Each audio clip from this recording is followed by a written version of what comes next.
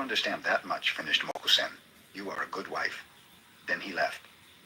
After his visit, this wife helped her husband to distribute, as well as to save.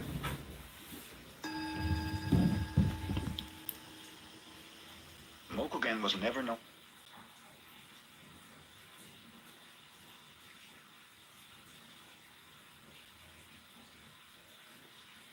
I'm going to read from a news article. This is a news article that was released 3 days ago. Okay, some researchers have managed to develop organoids using the endometrial cells from menstrual blood. Lab-grown 3D models of organs derived from stem cells found in the blood. These organoids can mimic what happens in the actual endometrium, the innermost lining of the uterus. Okay, so again, this is something that researchers have done today. This is an article written 3 days ago that talks about using organoids, using endometrial cells. Mazel tov. The answer to your question, why would they do it this way, is because why wouldn't they? This doesn't require surgery. You don't need to go and get bone marrow, painful bone marrow procedure. You don't need to, harvest little umbilical cords from mothers who want to donate them. Like, this is the most obvious and spectacular use of something that was going to waste that can literally eventually someday grow real organs. I never said it could do anything. I just said that they're using it to start 3D printing, parts of Okay, so what I'm trying to say to you is that first, you cannot use a stem cell from one person to another. Okay, so it stays in the same person. No. So first, it's not waste. Yes. So basically, what I'm trying to say to you, my friend, is that the success rate of using like a foreign stem cell, it has a really low chance of working out. First, second, it's not wasting, because as I told you before, like, you can use it only on one person. So like, you can exclude the men, keep the woman. Okay, so half of the earth can do that. Second, I said to you before, show me some person they are working on it. When they succeed, then it's a fact. But now it's a theory. It's just a theory. It did not succeed. I have something to say. This TADR feels like Hymn to America. Republicans. were a scam in 2015. That's off topic. But when I read Jeremy's link, it says that at the bottom, it says that it says they can extract stem cells and they could use it for people that because it's a versatility of like new cells. It could go for your bone, nerves, muscle, tissue, all that. So that's why they like stem cells. They don't regenerate your whole body. That's why it stops diseases. But the problem is only 4% of Jeremy's link is that 4% of them is peeing in a cup. And then so they can't really get that much, and imagine if only like 1% of that donates. That's like nothing, that's like probably a few hundred people, a few thousand people. That's not going to be enough to like really start a treatment for that. So then they're like trying to see if they can take it from tampons and see if that's usable. If they can't take it from tampons, then they're going to have people just donate peeing on a cup. But if they can take tampons, then it's more than plausible. It's going to be like accessible for everyone. Wow, that's where you want to... No, come on. Hold on. Let me say this. Let me just respond to you, doctor, really quickly. Like, what they said, I think, is silly. If you can get people to stick needles in their arms for donations, you're going to have some women who are nice enough to donate their Yeah, it's not going to be... You can't do no real treatment with it. You're just going to get a few results that you can do in a lab. No, you're wrong. And let me just say this, okay? Tissues and organs grown from stem cells can be used in someone's body, particularly in transplant regenerative medicine, right? So this is called allogenic transplants, where stem cells from a donor are used to treat a recipient. Stem cells can differentiate into various cell types and tissues, making it promising for replacing damages, and it can be translated because of the stem cells going in without a signature. Yeah, you're talking about stem cell transferring. Okay. Also, just from the standpoint of enriching research, I mean, you have another source of stem cells to work on to do research. So that's also right. 100%. I think it's just so much easier than bone marrow. No, It is. I'm not against it, Jeremy. I'm not against for the talks, and that they will be taking place at lower levels. Then he said that it needs to be de-escalated, the situation, and that the rates are unsustainable. We know that. But then he wouldn't comment any farther on what's going on there. The European Central Bank has released moderating growth forecasts due to the tariffs, So we are beginning to drag down other economies, right? Everyone's sort of moderating their expectations Mazel because if tov. Americans aren't going to buy our stuff, we're not going to be able to make as much stuff, right? So the European Central Bank is moderating that. China is moderating their figures. Basically, every developed economy in the world, their central banks are now downwardly revising their expected growth numbers with the expectation that if these American tariffs stay, they will not be able to sell as much as they did. Furthermore, Bessent said they won't seek a currency target in talks with Japan. This is very smart. Ultimately, Reagan did a currency target with Japan, and it really, really messed up things in Japan for quite a long time. So taking that option off the table, very smart out of the gate to maybe get Japan to come around. However, Japan has said they have offered us trade deals, and we have not accepted them, and we said we would get back to them with what we actually want. So it's kind of clear that we don't even know what we're really asking for right now. What they approached us with was they would remove tariffs on our cars, and they would start importing our cars. We would remove tariffs on their cars, and then in addition, they would start buying double the amount of food from us that they're currently buying. So, that would have been a win for U.S. farmers, and it would have been, I don't know if it'll win, but it certainly would have affected the automotive industry one way or another. That's on that deal. Then, and this is important, folks, please don't, this is the most important part. Okay, what I'm about to say is the most important part, so please pay attention. At 4:20 today, Trump said he was going to exempt some automotive makers. He also then said that he might be lowering tariffs on China. Then he said, if we don't make a deal with China, that's okay. Then he said he's going to increase tariffs on cars, and we're now at 5:54 p.m., and then he said he's not considering an adjustment to automobile components or automobile tariffs at 7:58, which is, again, if you're following this, seems to be against things that were just said literally moments before. So literally in the span of less than 2 hours, we have a pledge to lower automobile tariffs, as well as steel and aluminum, then walking that back and saying he's going to keep it or saying he might even raise it. So, folks, here, this kind of chaos, not good. We finished green only because those comments were made after market close. Ford and the other automotive makers actually rocketed on news that Trump might be removing automotive tariffs. And I have not checked because I'm out here on the family farm, but I am sure they are back down again. Because now he's saying he's not going to remove the tariffs. Anyway, I land there. Every billionaire seems to have their own platform, and then utilizing that platform in their One mic. Who's that speaking? One mic, please. Yeah, absolutely. We're doing a Dateline. I don't know who you are. Please, if that was on the other platform, manage that, guys. All right, guys. I appreciate you. Man, that was Storm. That was Skull. Appreciate that, Dateline. Because you were telling me that I think you texted me earlier, said that he was actually removing the tariffs on automobiles, right?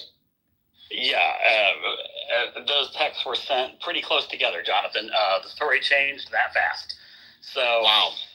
Again, we don't have a very well-defined policy right now.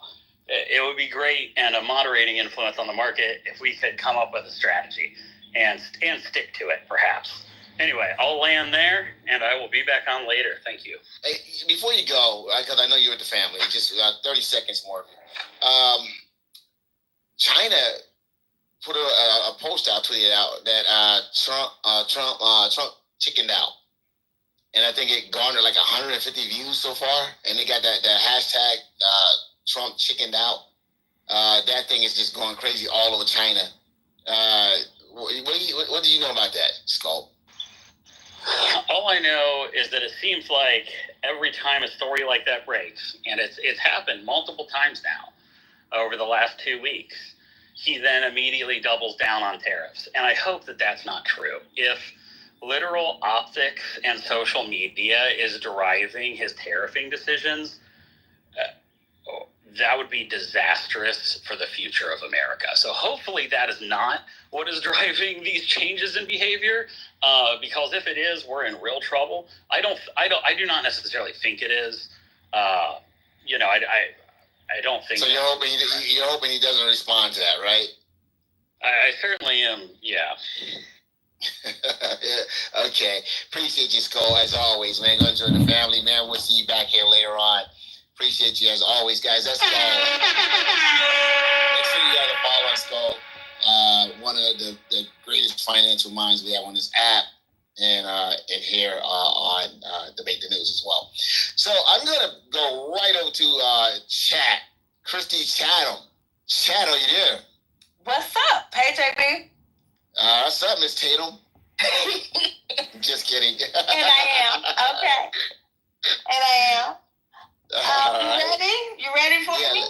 Let's rock out. Let's rock out so we can do this. Yeah, so I'm Chad, and I'm bringing you the middle of the road, the balanced dateline for today. In Minnesota, Attorney General Keith Ellison has filed a lawsuit against the Trump administration. Guys, he's contesting executive orders that ban transgender girls from participating in girls' sports. Ellison argues these orders violate the U.S. Constitution, emphasizing Minnesota's commitment to protecting transgender youth. Supporters of the federal orders argue that they uphold fairness in women's sports by ensuring competition is based on biological sex and not gender identity. However, critics contend the orders are discriminatory, infringing on the rights of transgender individuals, and undermining inclusivity in education and athletics. Now, hundreds of political scientists, and this story is near and dear to me because my undergrad degree is in political science. But hundreds of political scientists have expressed concerns over the state of American democracy, citing actions by the Trump administration that they believe indicate a slide toward authoritarianism. The scholars point to recent policy decisions and rhetoric as undermining democratic norms. Some conservatives argue these concerns are exaggerated, viewing the administration's actions as efforts to restore traditional values and strengthen national sovereignty. However, liberals see these developments as alarming signs of eroding democratic institutions and norms, calling for increased vigilance and civic engagement. Now, Secretary of State Marco Rubio has unveiled a significant reorganization of the State Department. We knew this was coming at some point. And in this change, this reorg, he's aiming to reduce staff by 15% and eliminate over 100 offices. The plan seeks to streamline operations and focus on traditional diplomacy, moving away from programs perceived as promoting liberal values. Proponents believe the overhaul will eliminate bureaucratic inefficiencies and realign the department with America's core national interests. However, critics warn that cutting some of these programs, guys, that are particularly related to human rights and diversity could diminish the U.S.'s global leadership and commitment to democratic principles. Now, good old President Trump. He has indicated plans to reduce the 145% tariffs on Chinese imports. Now, mind you, this has changed several times over the past few hours. And he's responding to the concerns from major retailers. He met with Target, Home Depot, and Walmart yesterday about supply chain disruptions and rising consumer prices. Supporters view the potential tariff reduction as a strategic move to stabilize markets while maintaining leverage in trade negotiation. However, opponents argue that the initial imposition of high tariffs was economically damaging and that the reversal highlights a lack of coherent trade policy. And last, in Mississippi's special election, Perry Van Bailey won House District 23 and Gregory Elliott secured House District 82. These results maintain the existing party balance in the state legislature. The Republican hold in District 23 is seen as an affirmation of the party's policies and leadership at the state level. If you guys aren't aware of Mississippi, people believe that there are some changes that are going on within the district, and the Democratic hold in District 82 is interpreted as evidence of sustained support for progressive policies and a rejection of Trump's administration's influence in local politics. So we're seeing how these policies are actually affecting us locally. You okay? You need prayer? You all right? And that ends the balance dateline. Apparently, I'm triggering some of you. Probably MAGA. I'm probably triggering MAGA. No, y'all don't have self-control. That was a dissertation. That was a dateline. We weren't yelled at and gloomed and doomed for 5 minutes. So that was your middle of the road dateline, you guys. Skull must have been doom and gloom. Oh no, we were waiting on you to yell at us and tell us how Trump is an amazing president and how we have nothing to worry about. Kat, I would never yell at you, number one. Okay? No, we got yelled at by Andrew. Oh, well. Oh, Andrew, that's what Andrew does. Angry Andrew. Somebody's got to bring the balance and the beauty. Hello? I wasn't yelling. That wasn't me. That wasn't you? You wasn't red. You wasn't red in the face. During your day. Back over to you. No, not during me. Back over to you, JB. Okay, so guys, here's the deal. China right now is gloating. They've tweeted out Trump chicken out. It's been viewed over 150 million times, and the hashtag Trump chicken out is going viral in China. And because Trump right now pretty much says, hey, he's going to walk back the tariffs. He actually sounds, using common sense, he sounds logical. This is the Donald Trump I've been waiting to see. He's responding. He's pivoting. He's not taking us down a perilous path. He's actually doing and saying the things. He walked it back on Jerome Powell. He walked it back on China today. A lot of people are saying Trump blinked, and he may have, but, I'm never going to knock someone for doing the right thing for the economy. But with that being said, right now, the markets responded favorably. Now, I don't know what's going on with the automobiles. Supposedly, he said he was going to walk back those tariffs. Then he said he wasn't. I don't know what's going on with the automobiles right now, so I can't speak on that. But right now, China is mocking the U.S. And they're putting out all kinds of memes and cartoons about Trump throwing a temper tantrum. They're doing all kinds of things, folks. So hopefully Trump sticks with this. But how do you guys feel? China is pretty much declaring a victory on the trade war because Trump's walking it back. They have not blinked. They haven't gone public. They've just spoken behind the scenes to other countries and said, hey, this is what we expect of you. And pretty much it looked like they actually have won at least the public perception war, if not the trade war. I will say this. I know Trump is privy to way more information than any of us could ever hope to have. And so when he's in the driver's seat right now making these decisions, China can say whatever they're going to say. I've seen some of the memes. Some of them are pretty damn funny. Who cares? As long as he won't put his pride and ego above the country and he's doing what's right for the country, that's all that matters to me. I don't care about MAGA saving face or whatever. It doesn't matter to me. I don't know, I don't know if it's according to his plan or not. If whatever decisions he's making, though, I feel like he is making them for the good of our nation. So that's, and if you want to call that plain chicken or whatever, who cares? If it's good for us, it's good for us. No, I ain't calling Jonathan, that. Oh, sorry, you go. Yeah, Jonathan, look, we all make mistakes, right? Even the President of the United States can make mistakes. So if today, in my opinion, is a win, right? Today is a win, but the cumulative impact and the damage globally is yet to be seen. Now, America is super strong and essential to the world economy. So we can have a big fall, we can make mistakes, and we can recover. But today was definitely a win. Markets were up. Today, we are on a sideways S. We are on a roller coaster, folks. And we are on a roller coaster trending down. So today was a win and a good thing. But is it a continued trade war and a storm in the future? Or are we on a temporary trade thaw? That's what happened today, right? It was a trade thaw today. There's a lot of, I can add more later, Jonathan, when you want. And I won't do it now, but I'll add it later. Yeah, absolutely. On the second half, we're gonna have that. I'd like to add something if I could. Who's that? That's Jamal. I'm over here on the other side. If I could, I'd like to just say this. Trump has come off today, and I voted for him, but he's coming off like a cocky Side of white the boy. track, bro. He's coming off like a cocky white boy, acting like he wanted to fight, but he got punched in the nose and wasn't ready for the fight. And China is laughing at him because they should be laughing at him.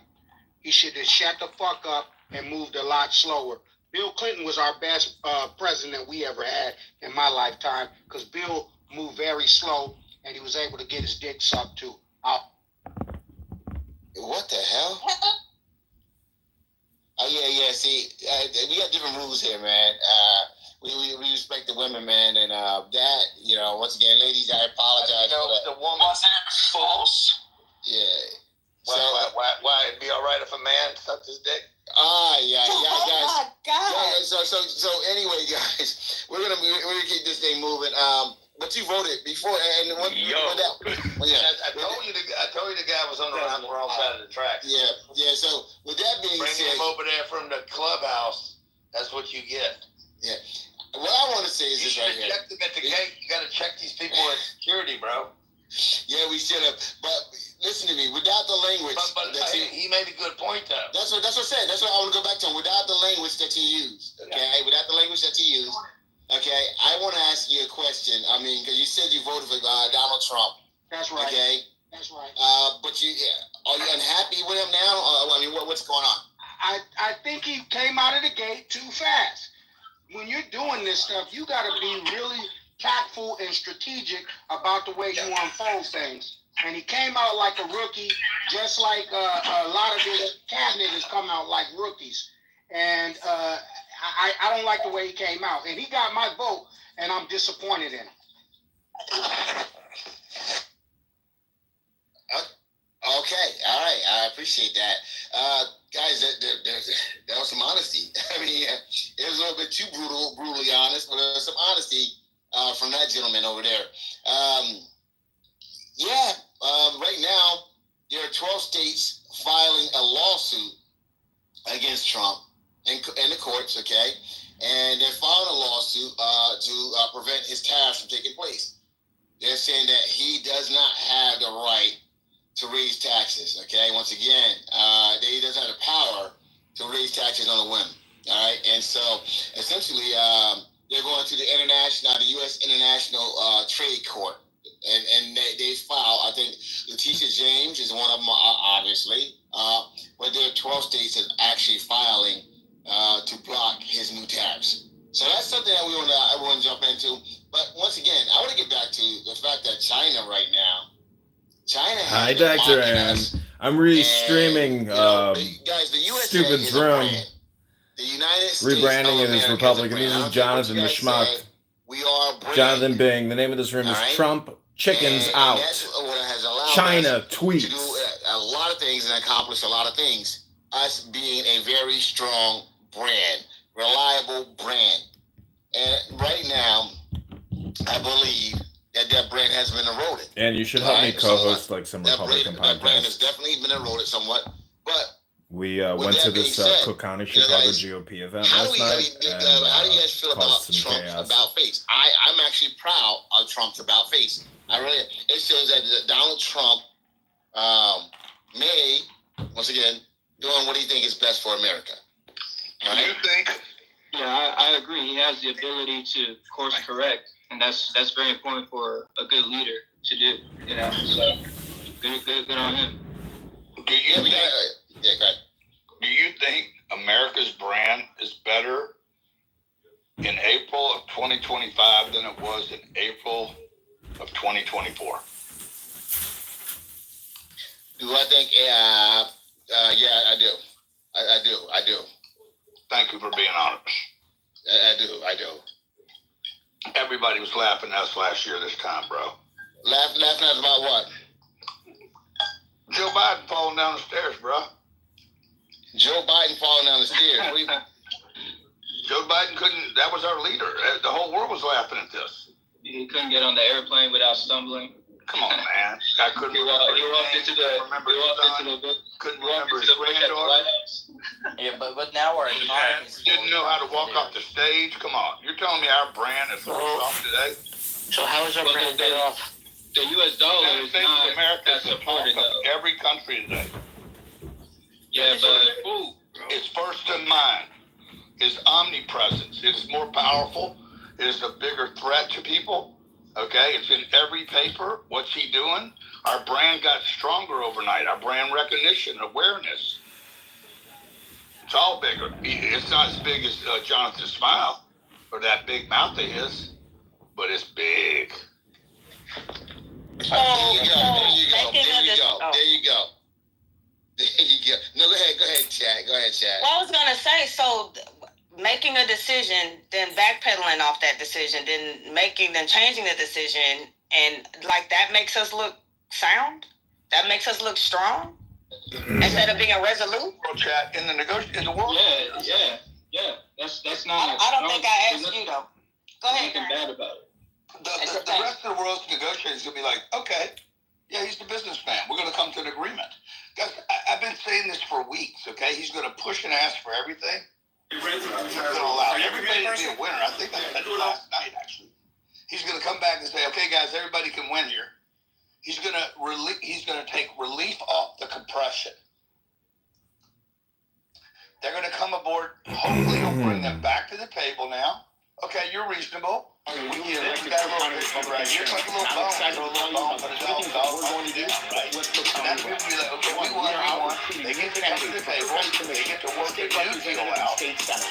Okay, but everybody's got to feel like we can and nobody is going to think less of this now. No, make sure that our candidates are fully supported. Jack up a bunch of We're going to be mobilizing each and every one of our voters. And that starts with a permanent vote by one process. We'll have a link below to see how you can jam the social media party and win. Fucking word meme or gifty, these weren't even terms or concepts.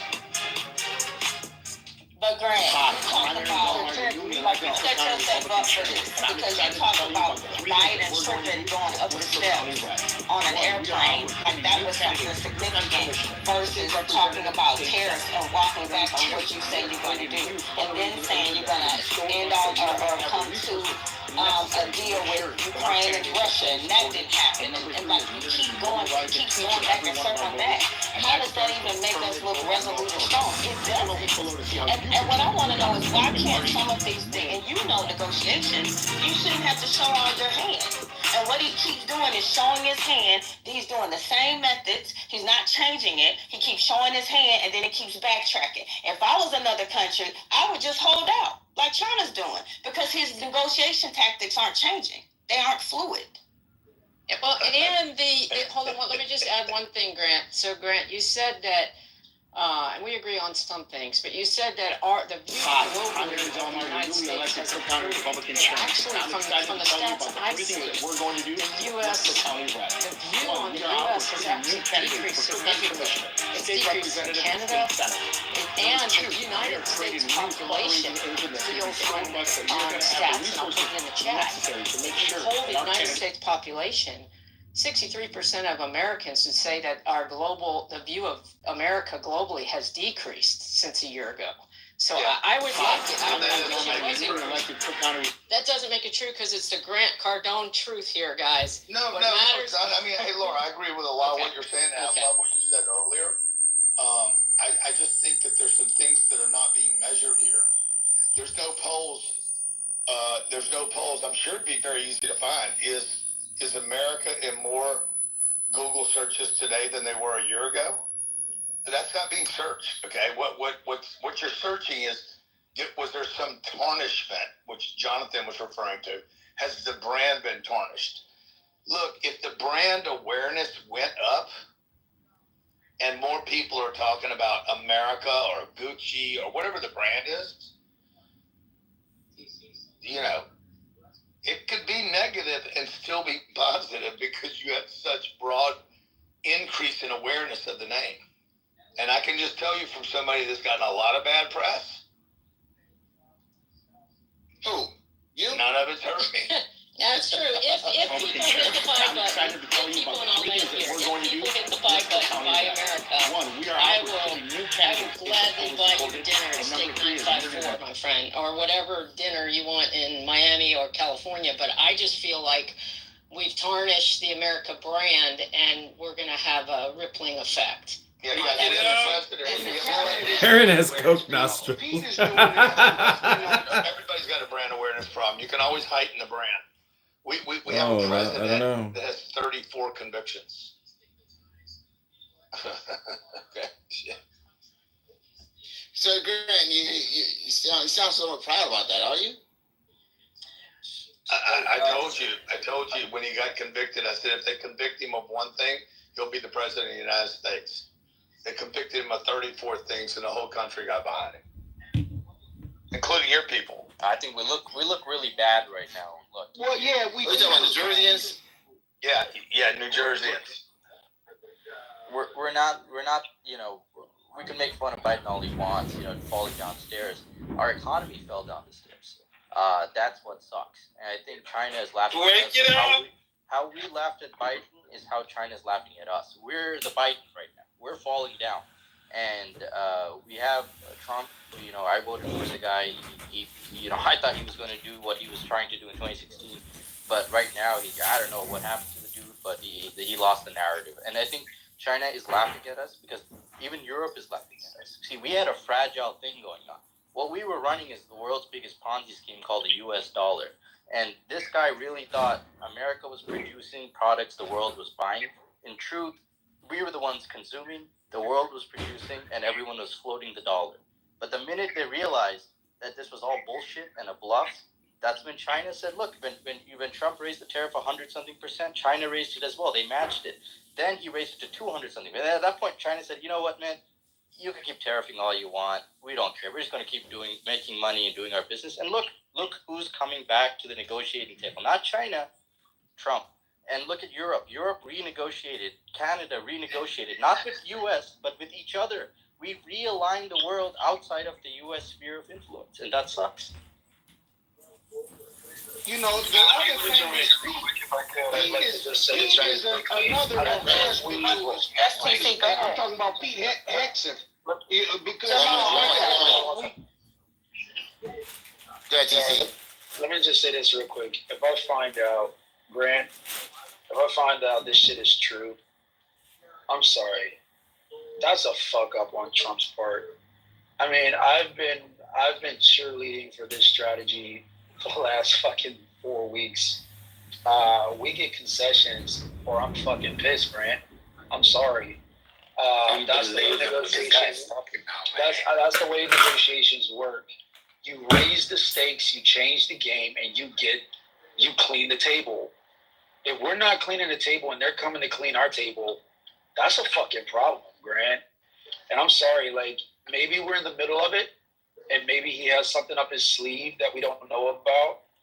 But if we walk away from this negotiation based off of what Scald is saying, and we get no concessions from China, we do have fucking egg on our face. And it's not going to be pretty it's not going to look good for the future. It wouldn't portend well for future economic negotiations with the U.S. if they can just punk us like some bitches, and then we just like acquiesce to demands. Grant, you're talking about brand awareness. I know about brand awareness. Probably not as well as you do, but you know, I'm a straight shooter. And if you did, you would have never changed your name from Snarky Puppy or whatever. I'm still snarky. Snarky Puppy. That was I gotta be honest, like the dumbest marketing move I've ever seen. If it's got you talking about it, so maybe it must be doing something for marketing. All right. Now, if there's some sort of light at the end of this tunnel, Jonathan, if Trump figures out a way to turn this around and create what Grant is talking about, create some perceived value or some perceived upper hand that China think they have, and then he comes in and gives them the impression that they're walking away with something when they're really not, then I say the man is a genius. But I think it's yet to be seen. I'm interested to learn what's the finality of it. do we sit down with China? And if we do sit down with China, what are the outcomes? Do we end up getting a benefit out of this or no? Does he get any credit for making the power moves at all? Like at all? I think it was interesting to hear the comment that he's already lost. Not if we get power bottomed. But give me 1 second, TC, because here's the thing. I just heard somebody say that he lost the narrative. And to me, I feel like he's writing this narrative. And at some point, like you're saying, if we get this, then great. If we don't, then he was a failure. I mean, he's making the move, though. That's just where I'm coming from. You never get credit if you lose. Right, Diana. Yeah. You're 100% right. The game is not over. We're probably not even in the first quarter of the game. They're still at the table, and they're negotiating, guys. The negotiations is going on. Okay, you cannot just have negotiations for people to stay interested in the game. They have to believe they can win it. You can't just trounce on the other side and just leave the table. What are you talking about? Well, and Grant, do you prefer, and I wish Gold was here because I was going to ask him because he kind of slighted his commentary during the Dateline. Do you prefer to know, like, the play-by-play? I enjoy it. I enjoy that he's engaging people. Whether or not it's going to backfire, I guess we'll see. Jonathan, obviously, with his facial expressions, completely disagrees. But I love the play-by-play, right? Why not? We're in an era where we're not going to go backwards on how viral it is to participate in government. I'm sorry, I don't think that's going to happen. This is what we get. And the more that we participate and the more that we engage this way, I think everybody becomes part of the narrative. I'm still rooting for him. Nothing is showing this doom and gloom that we keep reporting. Respectfully, back to you. But since when in negotiations do you show your whole hand? Since when? Since when do they say we're going to start? Since when did they say we're going to start off with low-level talks and then it should go on through the summer? And, pretty much everything they've said signifies that we lost. Everything he's done. China still hasn't commented publicly. He begged China to come to the table. He begged China to respond. China hasn't responded. They said quietly. Guys, we're the ones that are speaking. Now we're signaling to China. We're now signaling to China like, hey, we're sorry. It's like I don't know. Like you kicked this girl out the house and she left. and he's like now like she'll be back. and 3 weeks later, she's not back and he's seeing her out at the club partying. And he's coming up to her like, yo, I need to talk to you. That's what's going on right now. He's at the club saying, I mean, that's a great analogy. I love that analogy. That's a complicated relationship, Diane. That's a fact. But listen, man, toxicity keeps you in there. So Come on back home. Hey, I need to talk to you real quick. Yeah, our relationship with China and all these other countries that everyone always says are the biggest boogeymans.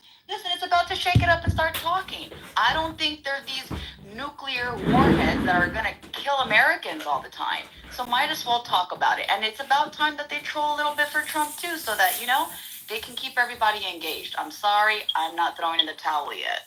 So the way I see it is one of two things. There's one of two ways we could save face. Go ahead, Devon. I'll come in after you. Yeah, I was just gonna say real quickly, why didn't we start off talking? Why do we want to talk now? I mean, if you're a great negotiator, you start by negotiating, not by doing exactly what he did, and now we look crazy. I mean, for TC to say this is not a good look, I'm really in shock right now. He didn't say that. He said basically Trump is damned if he does and damned if he doesn't, and that is a crazy place. No. Did he say that? I didn't say that. I didn't say that. Can I say what I said? I didn't say what you said. You just said that I said.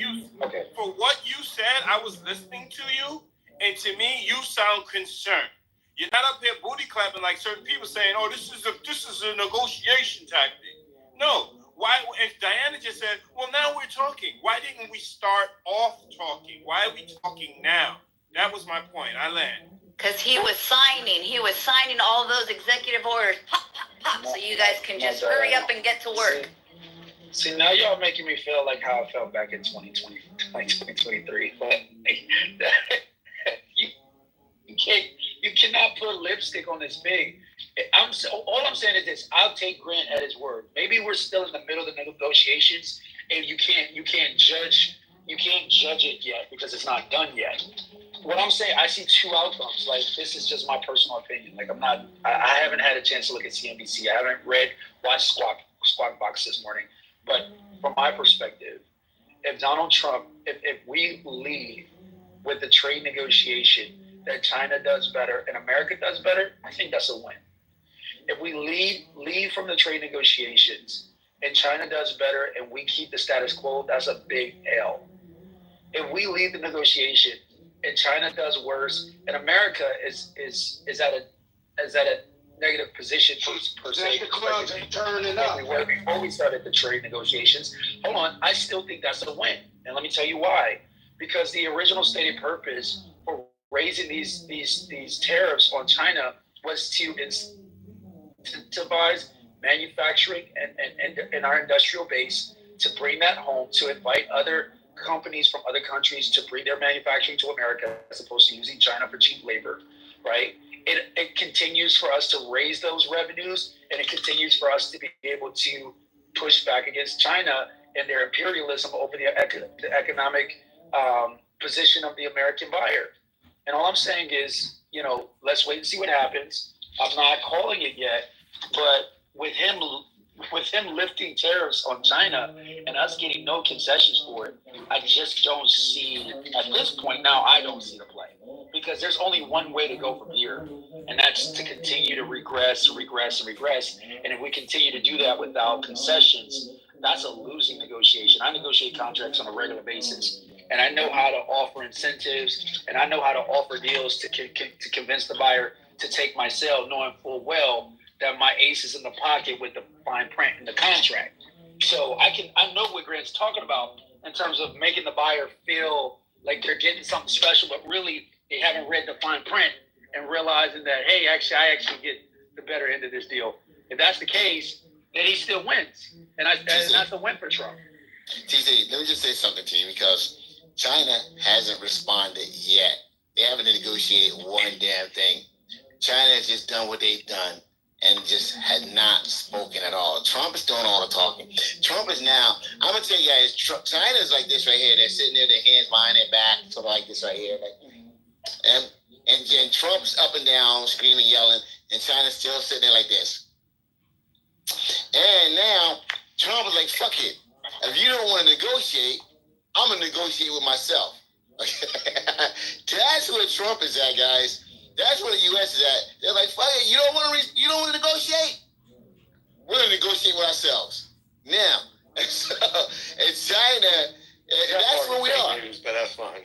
Yeah, wait. That's not fake news. Yes, it is. No, that is not fake news. I mean, that literally, he didn't say that literally, but China still hasn't responded. Okay? China still hasn't responded. So when you're saying it's fake news, so, China hasn't agreed to low-level talks. China hasn't said nothing. Matter of fact, Trump said, yeah, we're talking to China. China said, no, we're not. They came out and said, we're talking to China. And then, Trump said we're talking to China. Then one of Trump's, senior aides said, no, we're not. Okay? That's the message that's out there. No, we're not. Okay? So they're not even on the same page. So they're trying to put this message out there. And let me just say this right here. Elon Musk, I'm going to be honest with you, they got to keep Elon Musk from the Oval Office because he's ready to slap the shit out of Trump. All right? He's ready to slap the shit out of Trump. Because of these tariffs, BYD, guys, BYD is about to take over the world. You guys don't know what BYD is right now, but a lot of you guys will pretty much know what BYD is by this time next year. All right? BYD, build your own dream is what it stands for. Build your own dream. They got the best, and I mean the best, electric cars in the world. All right? And they're Chinese made, And the European Union, the USA, was $60,000. One mic, man. One mic. The U.S. and the European market was sort of helping Elon by keeping them at bay. The EU has now let them in, okay? And pretty soon Americans going to be clamoring for them as well, all right? The self-driving technology and all that other stuff Elon promised, they're already there. And they're much cheaper. They're half the price of Tesla. Half the price of Tesla. Can I chime in? Sure, go ahead. I want the other person else trying to chime in that I needed first. Then you. CH, let's go. CH, let's go. Jay, go ahead. Yeah, I was going to quickly say that you have to look at how this war started, trade war. It is not America versus China. It is the White House versus China. Because on China's side... I was talking about BYD. I'll come back to you. The other person, you want to chime in on this electric vehicle thing? Go ahead. Yeah. They're heavily subsidized by the Chinese government, and they do so because they want market penetration. The Europeans don't realize it yet, but if they do allow BYD to come into their market like you just described, it's going to kill part of their auto sector. Now, there hasn't been anything officially announced just yet to the degree that's going to allow BYD to come in. I believe in some cases, it was, I think, the government of Hungary that allowed that they were going to open up BYD factories, but even then the manufacturing was going to be at limited quantity and of a specific model. It's not going to be something that's going to be to the detriment of their domestic manufacturing. China has responded. It just hasn't gotten as much press. Some of the tariffs that they put in, I believe they put tariffs on the agricultural sector to hit the U.S. farmers, and in some cases even bypassing some of the purchase agreements that they had in the past by agreeing to buy, whether it's beef from Argentina or soybeans from Brazil, or in some cases even fertilizer from Russia. I'm going to agree and disagree with Grant. I think the idea had good intent. How it was executed, I think, leaves room for improvement, to say it lightly. But to say that it's a complete failure, I think that's not true. Because you had other countries in the sphere of influence of China. You got your Cambodia, your Vietnam, your Thailand, China has essentially offshored part of their manufacturing. Those countries have agreed, and in some cases even renegotiated part of their trade deals with the United States. So in some essence, you're still getting China there. That's in the short term. Now, in the long term, China may simply change the tags on some of the products or the stage of the products that are manufactured within China to then are assembled in some of those sphere countries and then essentially come into the United States, very similar to what they did in Mexico. The part that I think I'm a little bit confused about with what you just recently said, or with what you were saying, you want manufacturing to come back to the United States. I would believe most Americans should be supportive of this nature. And I would think that the people that you should actually be more upset at, it's not actually Trump. It's actually the capitalist class, some of the companies on Wall Street, the big conglomerates that were putting pressure on the administration to fall through, because their bottom line in the short term and long term were actually starting to be hit.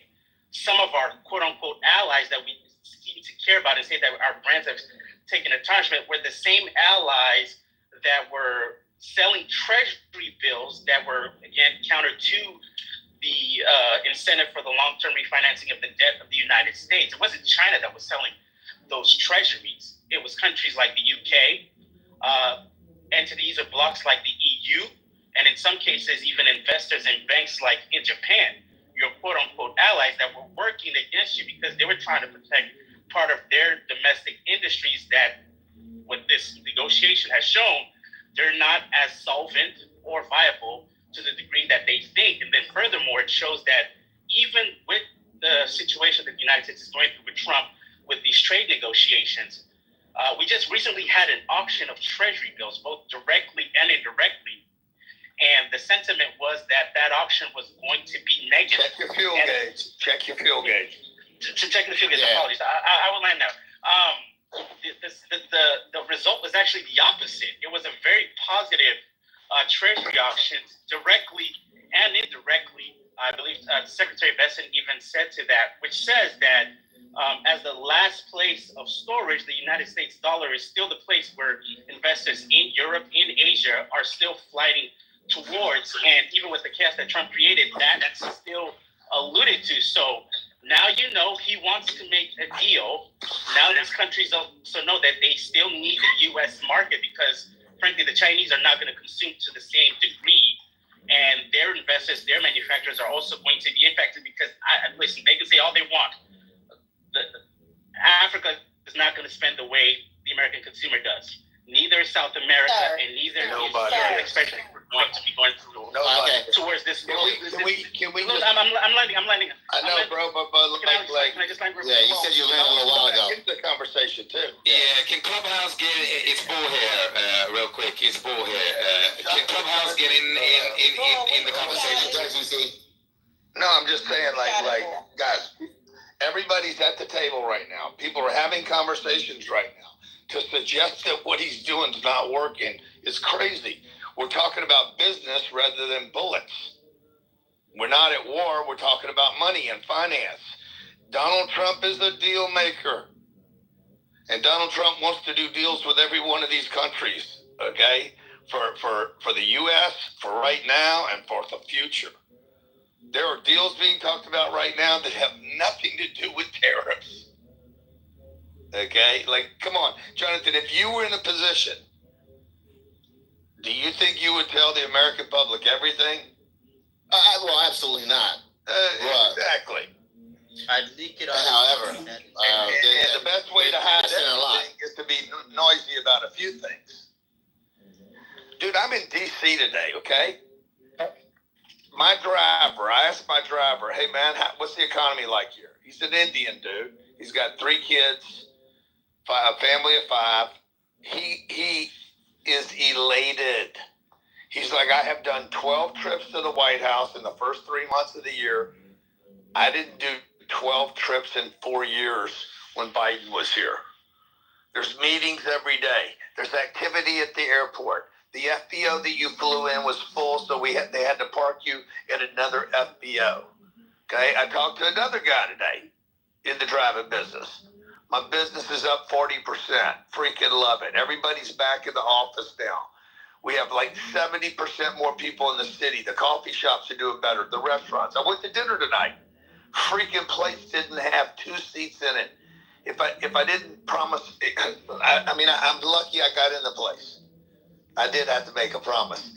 Now, I did talk to one guy at a major financial institution that said, bro, he came in the meeting, he says, Trump has ruined my life.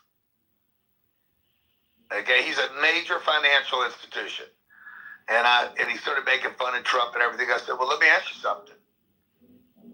Who'd you blame last year? And he's like, oh, that's pretty good. Yeah, we had, because they were off last year too. Now he's way off this year. Anyway, my point is, Trump is a businessman. He a business man. Oh my God. this guy. Business. You know. This is cringe. One second. We got CH. We have CH been waiting for a while. Go ahead. By the way, you started on time tonight, Jonathan. I'm really proud of you. Did you? Not quite, man. We were probably about. Here you go, Grant. We're probably about 30 seconds off, something like that. Well, that's good. We're getting there. Everybody come off. Jonathan did a great job. JB, you held it down. You were so on time today, man. Come on. Come on. Yeah. I'm going to be short and concise. You gotta go. And I'm going to be short and concise and just say, hold this L. It's not a good look for y'all. Y'all copping, please, just like Trump. Mother, you got it. Okay. So I was gonna jump in a little bit earlier, and when we're talking about America's brand and global image, I think one thing we miss is the fact that obviously America's favorability ratings are down, but China's are not skyrocketing, but they are significantly higher than they were prior to Trump having these tariffs. Other countries now view China as being a more positive influence on the world than America. I think that is problematic, right? You have countries that are American allies traditionally now signing new trade deals with China because they know that America is an unreliable nation, and China knows the truth that the American consumer is weak, and people lack patriotism in the country, so they're not willing to spend $3 more on a product that is American made, and China knows that. All they have to do is wait us out, and people crumble like little bitches. Yeah, well, absolutely, guys. China, there was a fire in a Temu factory, and they destroyed a Temu factory. They said the estimated damage is like $5.42. Just kidding. You guys don't get it. The products there are so cheap and expensive. You can't compete with China. Tara, I see that you're here. You were able to. What are your thoughts about this? China actually putting out there that Trump chickened out and mocking the U.S. For caving on a trade war. What are your thoughts on that, Tara? Look, you know my thoughts. My thoughts are this is a man who really didn't have a plan. I think Donald Trump thought, I'm going to start to tell everybody, I'll put tariffs on all of you. You're all going to come to the table. You're going to bow your head down to me, and then I will make my deals. I don't think that happened. So now he's been going back, up, down, up, down. We don't even know what he does. I don't think he has a plan. I understand that there are people who think he's a mastermind. I don't think he has a plan. I think he's changing things depending on who tells him what on a given day. I think now he's listening, thank goodness, to Bessent as opposed to Navarro, but tomorrow might be Navarro. I mean, you cannot... This is not a plan, okay? A plan would have been, okay, we want to get China down on certain tariffs, so we're going to work with our allies first. We're going to do this. We're going to go to Vietnam, Cambodia. We're going to put some pressure on them because we don't want China using them. And then you just go against China, the specific things you want. What you don't do is pick a fight with the entire world, but I think he thought it was going to work. I think he's so used to being the biggest bully in the room that he never thought, to be honest, that other people wouldn't go along with this and just go like, oh, great, America, we're going to give in to everything you want.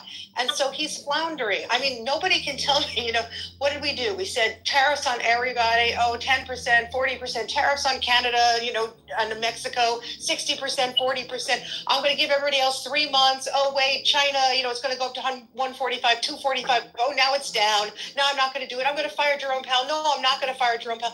This is not strategy. What this is I think Trump is looking at the markets, looking at consumer sentiment, and looking at his approval rating and going like, whoa, better do something because it's not going the way I want. So he's changing his plan, but he didn't have, the only plan was to bully people into, just sort of doing what he wanted. And when that didn't work, what has he been doing? Every single day, you're telling me this is good for America? We've made all these enemies. People don't like us anymore. They prefer China, which is insane, right?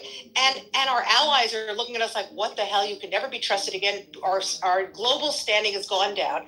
This cannot be a plan, okay? Because if this is a plan, it's literally the worst plan I've ever heard. And I think all of you have suggested that Donald Trump is smarter than that. And I think he actually is. So there's no plan. He had a plan. It didn't work. And now he's just improvising. God save us from his improvising.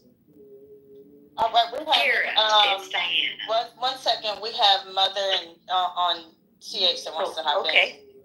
Yeah, but I want Diana to respond to Tara. I'm good. I don't need to go. She said something, and then we go. Thank you, Jonathan. I just need Tara to tap into theater Tara, because look, what if it's not a plan? He said a concept of a plan. A plan has to have a concept before it can materialize. So let's go with the play, all right? He's the freaking director. He's the producer. He's the star. He's the one that has to improvise. He's the one that has to clean house. What else do we want other than somebody to come in who felt the government was weaponized against him and we have some business to take care of? Like, and he's not only, you guys are acting like what? Like China was supposed to come and say, oh, okay, here you go, Poppy Trump, here's everything you want. No, China's not going to say that. That's going to make China look weak as hell. They would never do that. What we don't know is what's going on in the background, because at the end of the day, If someone's gonna give the world a good old reset, then let it be the United States of Americans, not cants. Back to you, Jonathan. So wait, can I just say one thing about that? When you write the play, write the music, star in the play, and direct it, you know what it's called? A vanity project, and usually it's a piece of shit, okay? So this is what's happening. He is the star of his own show, but it's a terrible, terrible show that nobody would invest in, and in fact, no one is. Thank you. Counter. Here's the difference, Tira. This is in front of a live and active audience. Very much like the difference between regular podcast and what's being done here in DTN. It's different. It ignites. None of whom are paying a nickel to see this show. No. Let's just get real here. It's a freebie. Where's that sound effect, Jonathan? You are so It's dumb. not about the You money, are you guys. really It's about the movement. What? We're gonna go back to CH. I want to second. I want to go back on to CH. Yeah, go ahead, Chad. So I was gonna say that, you know, going back to it, one of the big reasons it's failing miserably is, like I said earlier, this isn't America. Wait, this is the guy that just that spoke for like 18 minutes, and then I spoke again. Is that the same guy? No, it's not the same guy. Okay, good. No, he's on CH. No, I don't know who that is. Boy, your internet is bugging up. So then, that guy in China, they had an organized effort. Xi Jinping, he has everything down. Everybody in China is on the same page. When they said they're going to war, every single person is on the same page. When Trump says he's going to war, his advisors don't know what's going on. His donors don't know what's going on. Everybody knocks on his door like, bro, can you like tone it down? Nobody knows. Nobody agrees to it. All the Fortune 500 businesses, the CEOs are flying to China and saying, hey, listen, we don't really mean that. I know he might be a mean person, but I want to do business with you. Look at all the people flying in. NVIDIA, he flew into China wearing a suit. He doesn't do suits. He wears shorts and all that. They're suited up, trying to kiss their ass. That's what's going on. Interesting, good stuff. And true. CH, who's that? Jay next? Is it Jay? Who's next over? Jay just spoke. But if I could just add this one real quick, it's just 5 seconds. The CEO, the CEO of the founder of NVIDIA. And what is he saying? Because he wore a suit to the meeting, he flew to China. What does it mean to you that he wore a suit? He flew to China. He flew to China to negotiate personally, one-on-one. He didn't care about what Trump said. He had to go to China because 20% of his bottom line in revenue come from the Southeast Asia market specifically. What does the suit have to do with it? I'm just trying to understand. He acts like a lot of the CEOs here, they act like they're pro-America, but then when it gets down to business, they wear the suit to go to China. For US, they'll come to their office in boxers. Oh, okay. They go to their office. Did he have a pocket square on? That's all about the boxers. It's made in China too, but Yep. So Jay, go ahead, Jay, jump in there. Yeah, no, that was just it. I mean, nobody, not the businessmen in America, not everybody. I mean, Trump's not the only billionaire in America. A lot of billionaires disagree with what he's doing. So I don't see how he's well, of course he's a stable genius, but I guess he's going to make everyone else unstable. All right, who else on CH? Why? What did he take away from you? What have you lost? Look at you. I don't know if you're in the 401. Look at your stock market. They're just calling against the winner. Lost, buddy? What have you lost? Tell me. He ain't lost shit. He don't have shit. Well, there you go. I voted for Trump. Hold on, Nick, please. Thank you. That if you voted for what Trump, did you lose then? You know what this What did you lose? Lost some lovely feelings.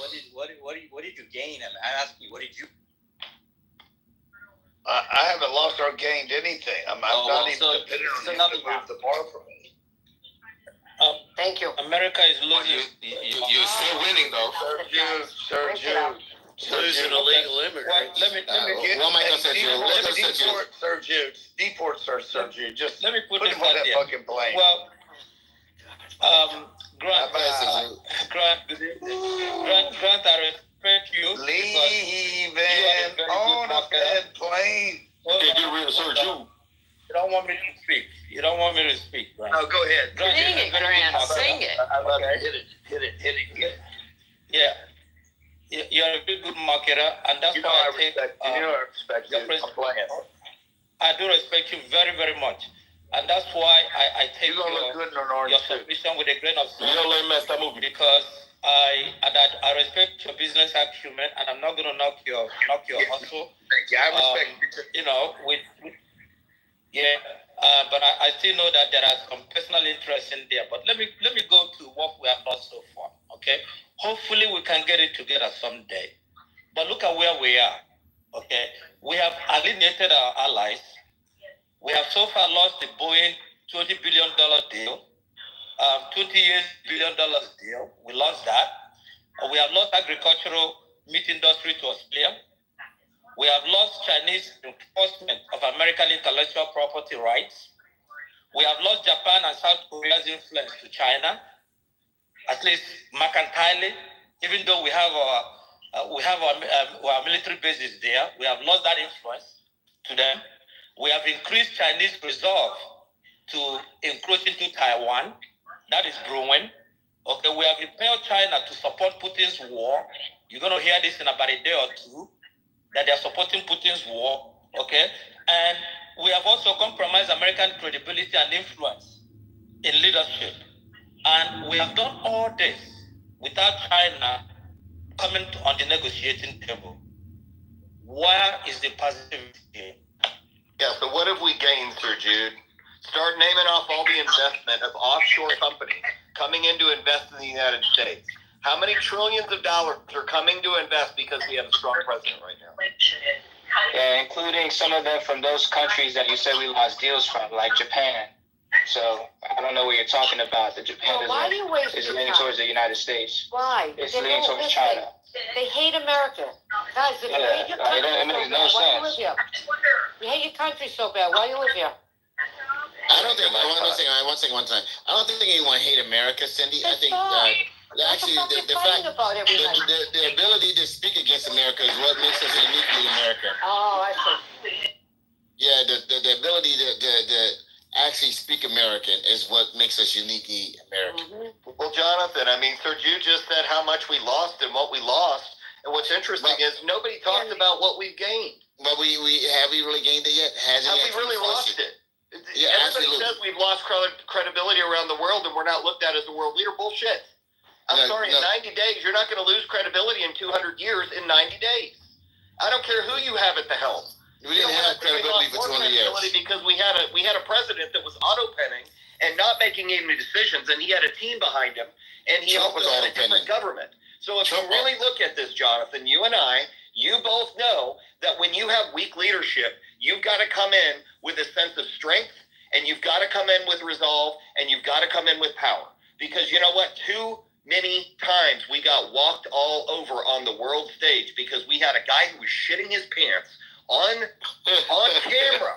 So you can't deny that, dude. And you know what? I don't blame Trump one bit for coming in the way he's coming in hot.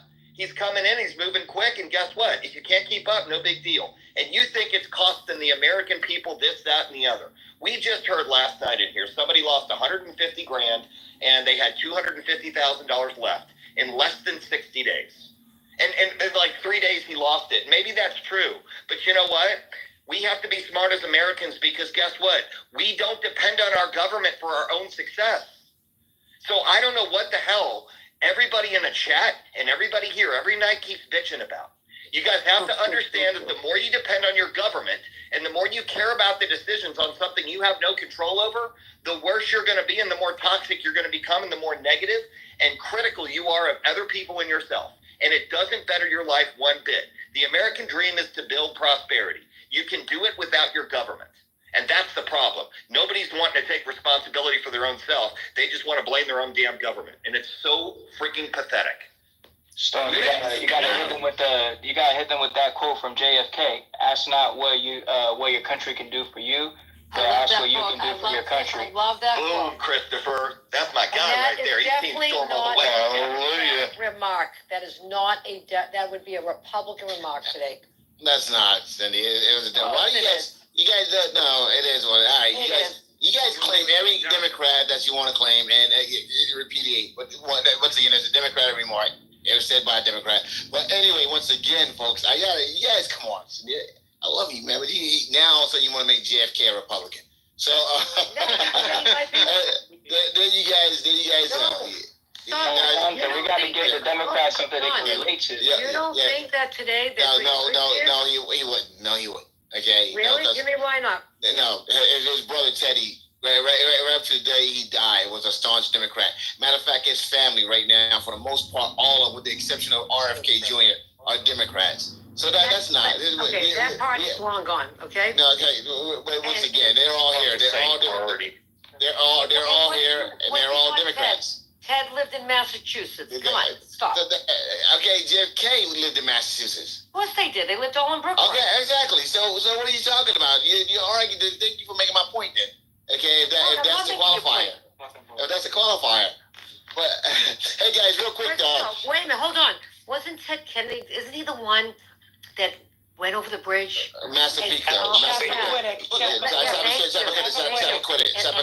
And what happened to his girlfriend? She died. She drowned. All right, so what's the point? Yeah, Did he ever what's pay your point? Did he Got away with murder. No, what's the point? That's what I said. But what's the point about JFK? Did he go let me to tell you spend a something. day not JFK. Did Ted No.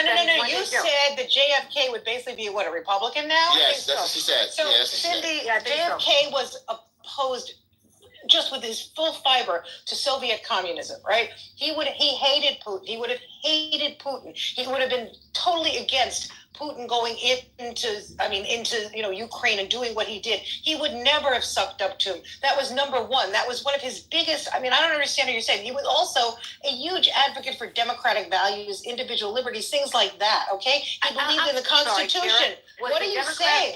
The Democratic Party that is today.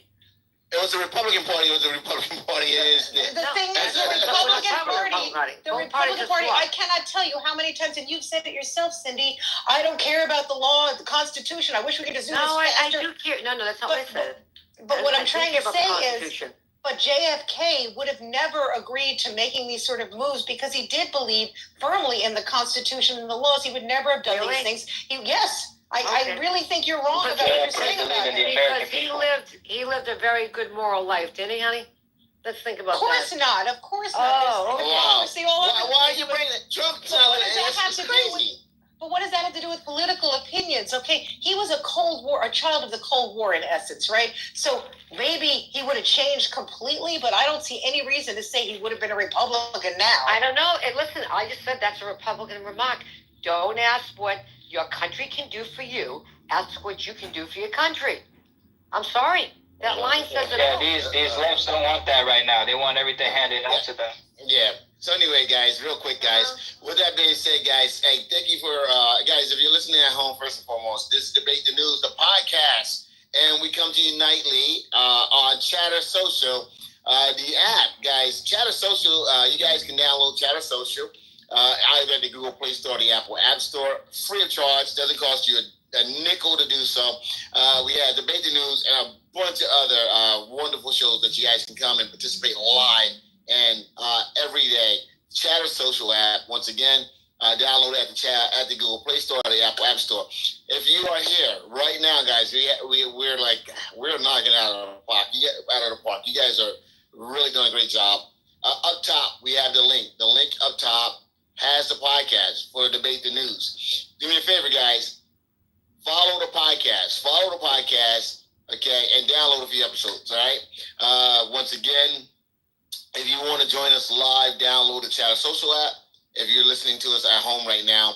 And we're going to keep this thing going because we have a lot going on because, when you brought up JFK and, Tara brought up basically Soviet Union and everything else. Guys, right now, our president, okay, and we're going to go back to China.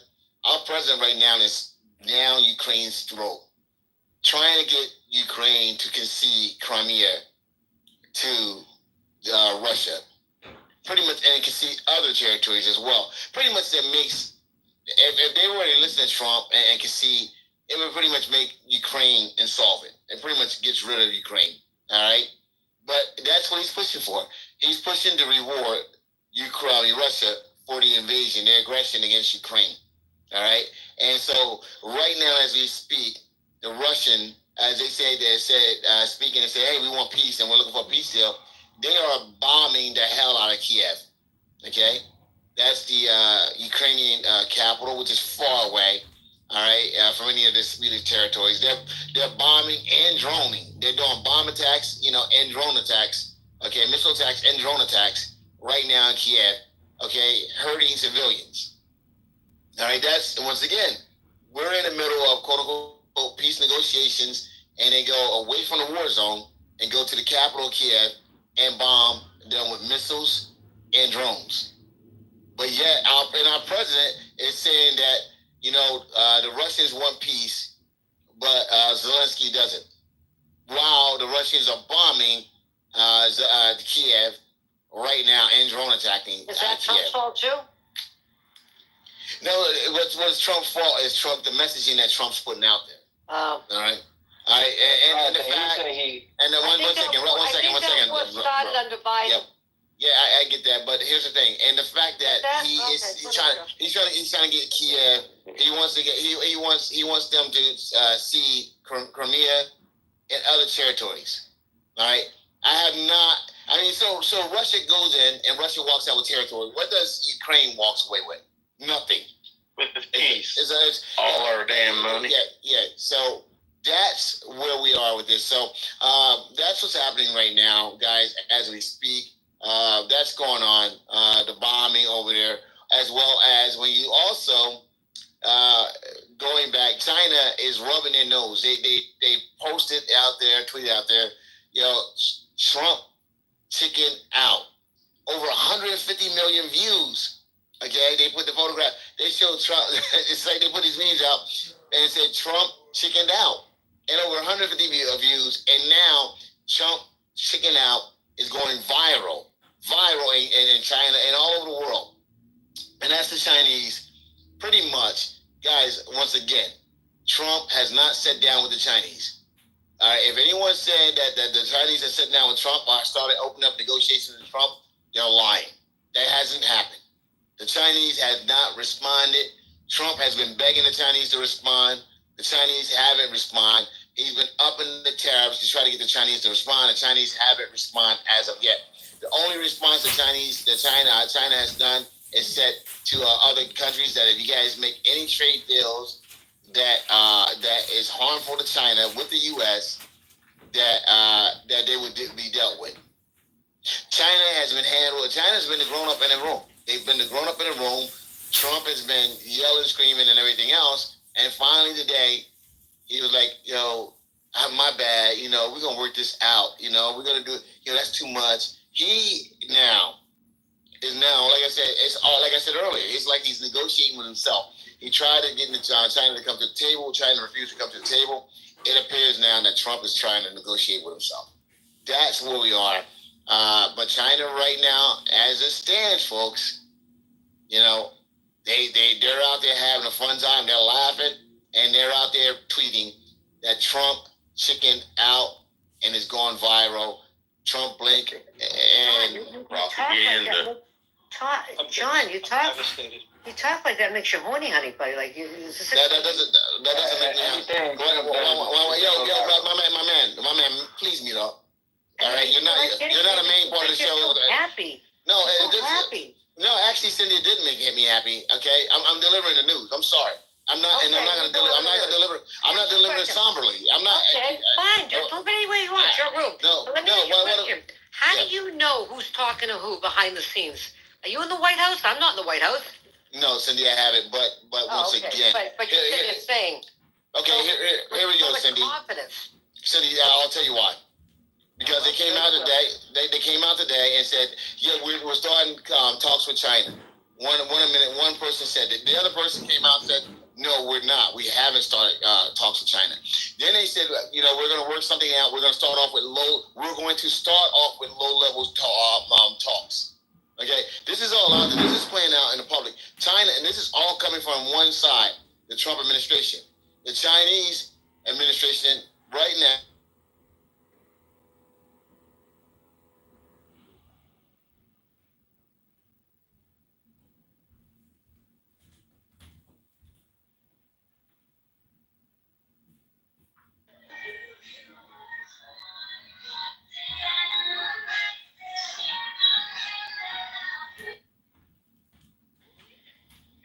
Hang tight. JB will be right back in just a moment.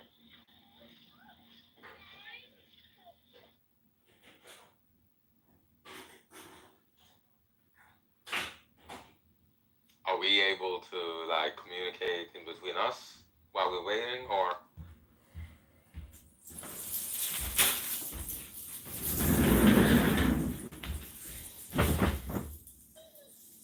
Yeah, go ahead. If you have something to say, go ahead. When JB pops back on, we'll mute. Right on. So what do you think, Jay? No, I just think that, it's, like I said, right now, if Trump says demonstrably true. So I think about that a lot, that young kids are shocked by certain things and not others, and it feels weird. Christina, I saw your hand. Yeah, I one or two comments and then a question. There have been patterns. There's like a pendulum swings from parenting patterns of like the parent who spanked, then ended up having children who then had time out, right? And then I don't remember the next one, but then there was teaching children about their own emotions and how to regulate so that they can better manage their own and understand themselves, let alone understand their peers. Like I've seen videos of 4 and 5-year-olds that are helping one another or helping younger siblings or even responding to a teacher. And so there is more sensitivity there, but I think it's because they're better equipped. And I've also heard about horror movies, for example, that because we are still cave people living in a technologically advanced world, we're not equipped for the non-danger of the savannah, right? And there is a utility in, not for me, but for some people to go to the horror movie and have the tension like torqued to a certain extent and then released, torqued and then released. And so there is utility there. And obviously, like I think it's going to be different for each individual, let alone comparing it to real life. But the last thing I wanted to ask was when we're talking about like the rigidity versus flexibility of identity, or the way I see this is that there is so much rapid change, whether we're talking culture, science, tech, whatever the thing is, that change is happening at a rapid rate. And because we're still cave people, essentially, we're not equipped for that change, but psychologically we try to create coping mechanisms of certainty, of control. And so I wonder if we can synthesize these boxes to have better understanding for more nuance and complexity, or if it's just going to continue in this path of a fight for more quote unquote certainty, which causes more conflict, or if there's a way out of that.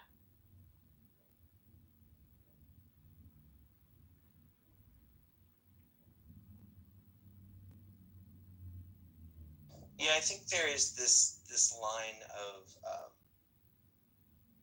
this fight to make things easy and controlled. I mean, there's also just this level of, I think people tend to fear one of two things predominantly. I think they either fear what they can't control or what they don't understand.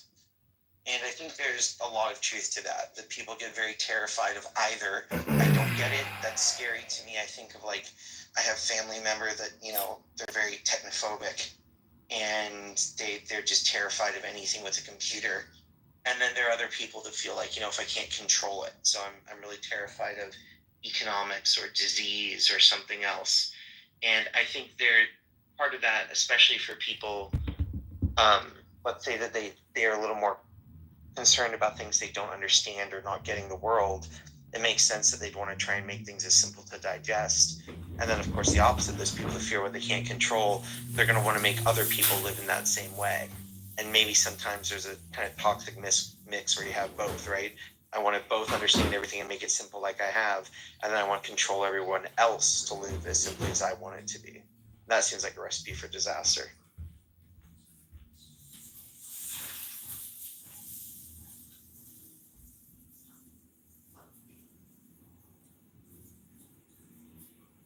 I don't know if you saw the chat, Briar. Devil says he has his. Oh, hold on. I'm not really watching. Hey, I'm not really moving away from this screen here, so I'm missing some of them. Let me. Okay. See if that works. If it doesn't, you might need to jump out and jump back in. It worked. Thanks a lot. Yeah, I think about this a lot. I'm curious, Joe. I think we were talking about this a couple times in the last few months on how when identities and roles change, I think that is one way where authoritarians can really want to come to power and rise, to try and have the ability to prevent that change from what they understood and control. And I think that's one of the reasons why you see this sort of like systemic full court press to take back mechanisms of education and societal acceptance in the media, because if it's, I feel out of control because things are changing. And so it's that reactionary process of something's changing. I don't want it to. I have to stop it, but I can't. It feels inevitable. So I'm going to have to, exert all the possible force I can. Yeah, the one thing I remember them talking about was the rate of change. Like human beings in general just don't like change. They don't like it. And one thing with technology is it changes so rapidly. And that's one of the things they've got to figure out is how they can have human beings like actually adapt to this rate of change as well too. Because I mean, it's unprecedented and you literally see all sorts of problems. I mean, I think his name is, I'm going to have to look up the name of the book. I think the book is called 21 Lessons, I think, for the 21st Century. Who wrote the book? Okay, yeah, it was Yuval Noah Harari. I'm sorry if I pronounced that wrong. But one of the things he talked about, I remember this book came out, I feel like 2 or 3 years ago, was he talked about technology and like AI. And he talked about how about like 2030, and this was like I said, right at 2021, 2020. He was just talking about the fact that I think he said like half of the jobs that people would be doing by 2030, maybe 2035, hadn't even been created yet.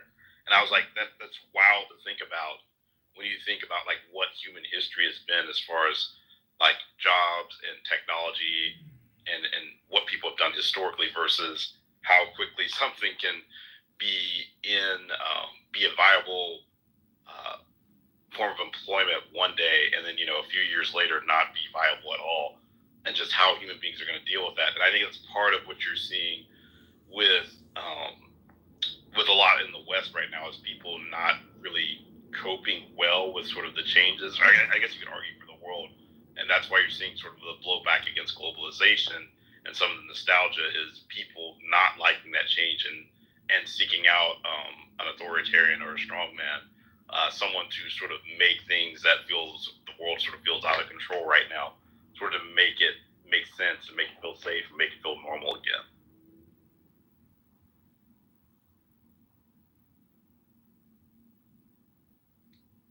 Yeah, I don't know how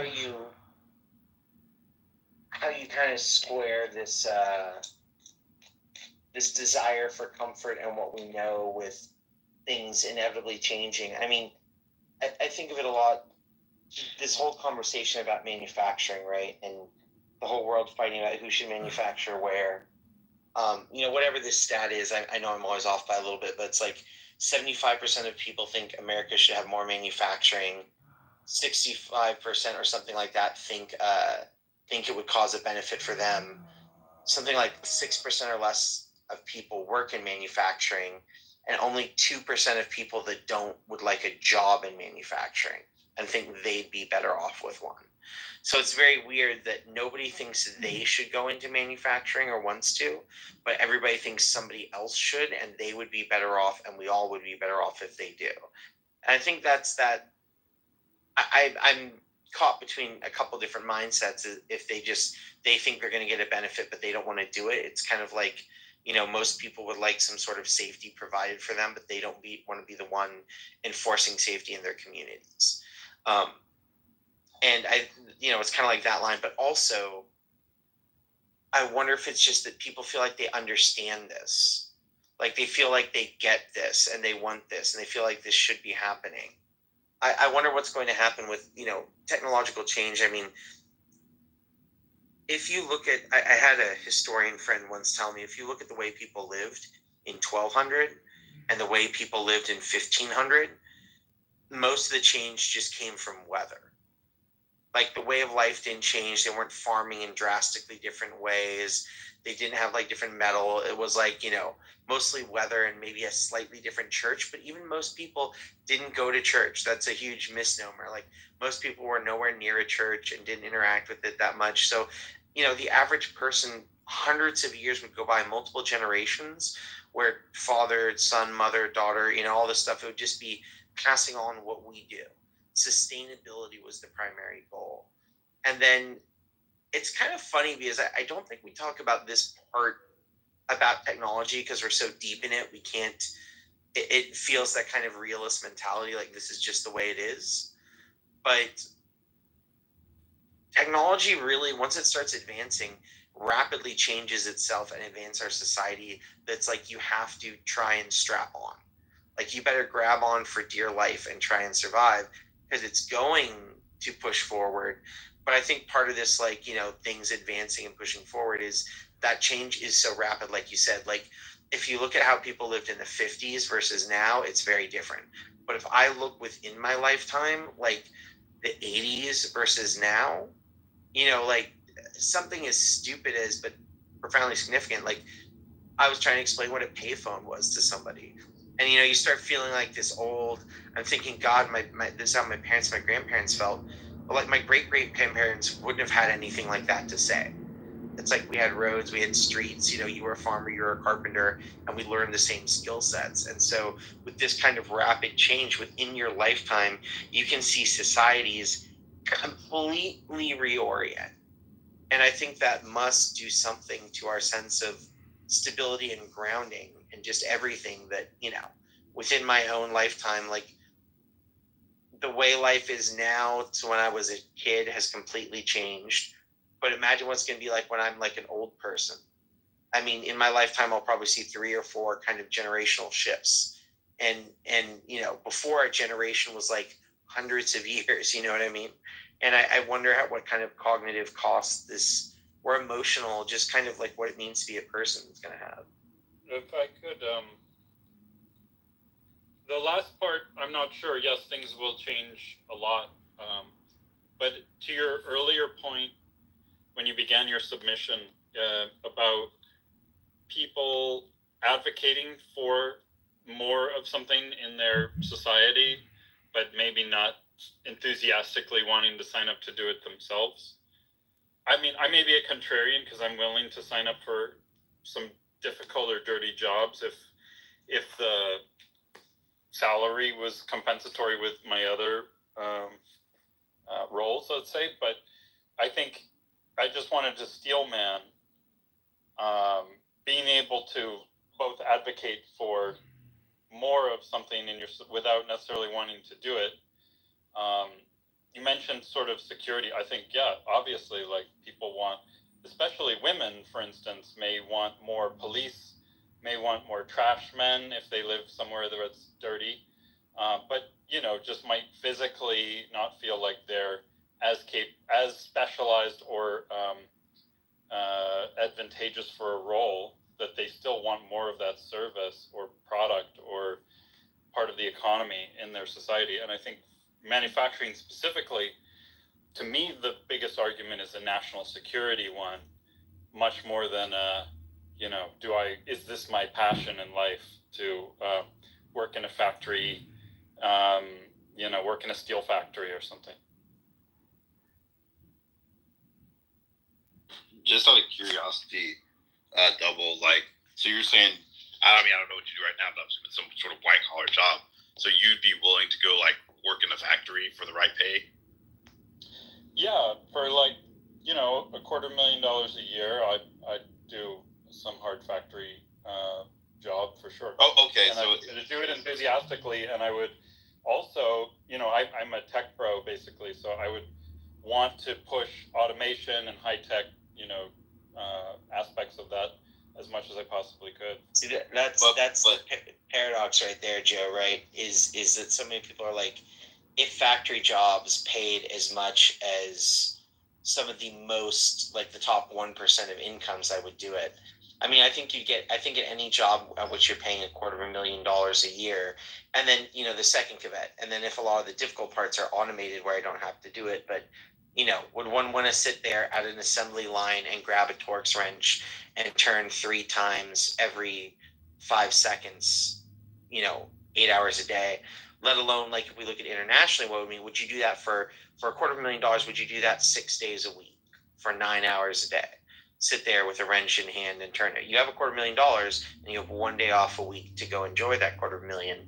A lot of people all of a sudden start to say, well, no. And it starts to become, I don't know. I think this is that thing again about identities, right? Like, there's this image of, I would be willing to do this if everything changed. I would be willing to have this identity. Or I wonder how this affects people in terms of, talking about tolerance as well, right?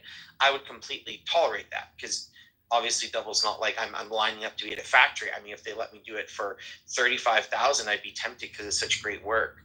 What I'm hearing is I would suffer through this. I am not above that. They just need to pay me like the top 1% of all salaries because I'm a tech bro and I am entitled to $250,000. And I think this is what happens when, we think of tolerance just about people, but it's like what in our life is a tolerable situation. So no, I mean, look, if I didn't have other options right now, like, if all the tech jobs went away, if I had no possibility of starting a business, that I'd be happy to work for $30,000 a year to support my family and turn a wrench for 9 hours a day, right? It's not about that. You asked me specifically if I would do it. I'm just saying, yes, I would do it. And these are my current other opportunities. But if you remove those other opportunities, I would happily do it for far less. Well, I was going to say, I think you bring up a good point, Briar, because really two things there. Like, we saw sort of this dynamic when it came to work from home, and we still sort of see it. Like at my company, I was looking at a job and I was talking to the manager about the job, and she was saying she was saying she got like 15 applicants that were super qualified for this job, and she was having a hard time narrowing it down. And she was saying it was because it was a fully remote job. And like, that's sort of the thing that has sort of, that one of my managers was asking me about, was when they were talking about talent development. They were like, would you rather, if you had to choose, like, take a like less of a promotion for like a fully remote job? And I was kind of like, well, I make pretty good money. Like, being remote is pretty convenient, saves a lot of time, gives a lot of flexibility. And I was like, like, if it was, unless it was just a job I had to do, I would probably be like, no, I'm pretty comfortable where I am, versus, where people were before the pandemic. And that was sort of, I mean, I've seen posts about this where someone was like, no, I don't want to have to travel as much. I would take less of a job and like be able to enjoy, my family more. All of those things. So I think we go back to the idea of sort of looking at manufacturing of what it was. I think there's just an element of nostalgia versus people fully understanding what you're signing up for. Now, granted, if manufacturing does come back, it's in any sort of meaningful way, it will not be anything like what people even are historically expecting. It'll be a lot more high tech. I've been in some high tech facilities. There are a lot more robots. It's a lot safer. A lot of them are climate controlled. So it's not like the old assembly lines of the days where, like, I remember I had a manager who told me, I think he graduated from college in like the 80s. So he actually dropped out initially. And his family was from Detroit, and he moved back to Detroit to start working on the assembly line. And he literally said, like, the thing that made the light go off for him of, hey, he didn't want to go and do this anymore, was he was screwing in something on the assembly line, and he like cut himself or hurt his hand, and he waved his hand to the manager to say, hey, stop, I've hurt myself. And the manager's like, okay, we'll come see about it. Just keep going. And he was like, oh, like, it's not a situation where if like I get an injury, they're just going to stop the line and like check on me. Like, I'm going to be expected to kind of just suck it up. So that was sort of his realization of, no, like, I'm literally going to go back to school. So he literally like took his last paycheck from there, like that week later, and went and enrolled back in school and graduated and got his degree. So I just, all of that to say, I think there's just a lot of misconceptions around it, and I think people sort of miss the trade-offs and sort of what you get in a more service-based economy. I think it's great. I mean, look, if we could just have only service-based and be guaranteed there were no threats ever to our supply chains or any of the stuff that we want in our lives, of course, like if we basically get almost a free lunch on manufacturing, that'd be great. I just think we're putting our future at great risk if we don't keep it domestic or near shore at least. Like, you know, you can manufacture a lot in Mexico, for instance, but I think that's fine. But yeah, if you're relying on things in Asia, like I'm not sure that the oceans are going to be safe for transportation going forward. So I think a lot of people just take for granted the last 30 years and pretend like, oh yeah, this will go on forever. We'll never be at war. We'll never have a problem sailing the oceans like safely and everything. And that is a very strong assumption that I think is very foolish.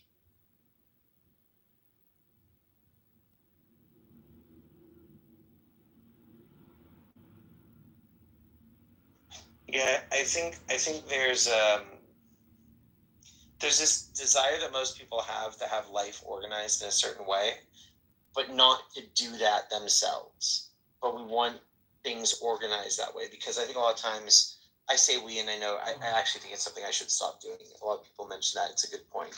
It's who's the we we're talking about. But in modern American culture and a lot of developed nations, people aren't willing to do that work. Like a lot of people will come and say they are, but until they've gone to a field, like there's a sign right now, it's being circulated pretty broadly that in Louisiana, they're exporting a lot of these migrant workers there because they're very openly hostile towards immigrants because it's a region that traditionally doesn't rely on a lot of migrant labor every state does, but comparatively less so. But they have apparently blueberries there. And those blueberries are very, very intense work. It's a 9-hour day. You work I think it's 7 days a week for 6 to 8 weeks. So it's just every day you're out there picking, and they expect you to work 11 to 12 hours, and it pays $10 an hour. So they're putting out all these signs everywhere, need people. And so far, I think they've gotten 7 people. And this is an industry that's going to need, in the thousands to tens of thousands. And so there's a panic in that state. What do we do when we need this massive workforce? And there's all these people saying they want to work, and we're paying well above minimum wage, and nobody's willing to do it. And so they go conversely, well, that's fine, but then blueberries are going to go up to, the cost of eggs and stuff like that. And everybody's not willing to tolerate that either. And I think there's this line that we don't really feel comfortable saying, but we put, going back to identity, we are willing with certain identities to be like a subclass of human. And we accept that it's tolerable for them to suffer in ways we would never suffer. And somehow, I think there are some people that morally feel very compromised by it. But I think there's a lot of others that just don't care, or even what I think is actually more perverse is they have accepted a kind of morality where that's actually just and virtuous. And I think that I actually see a lot of hypocrisy broadly because you hear all this about we can make this work. And usually what happens is when people change this, it just collapses because we will not tolerate broadly somebody taking more money from us than we want. That seems to be the standard by which we judge our lives and our value. And, when you look at that, people just don't buy the product if they think it's too expensive. I'm curious what inspired you, or I think there's truth to what you're saying, at least among broad swathes of, let's say, the American population. But I'm curious, was there something particular that inspired you when you saw this disconnect? To whatever extent it does describe me, I can tell you that at least consciously I tried to not think that way. Like I said, I yearn for doing more hard work, work with my hands. My parents never taught me how to do handiwork, for instance. They just would pay someone. My uncle taught me because he was much more handy. So I spent time with him, and we did all kinds of work on his house, and I really appreciated it. And I like to think of myself as someone who would be willing to work hard with my hands, do physical labor, dirty jobs, and whatever. I just happen to make a lot of money sitting behind a laptop, sipping coffee, traveling the world. It's just how it worked out. But I don't think, whether my life looks from the outside like what you're describing, my mentality, I really don't think is that way. But I'm sure that there are many people for whom that is the mentality. But I'm curious what inspired.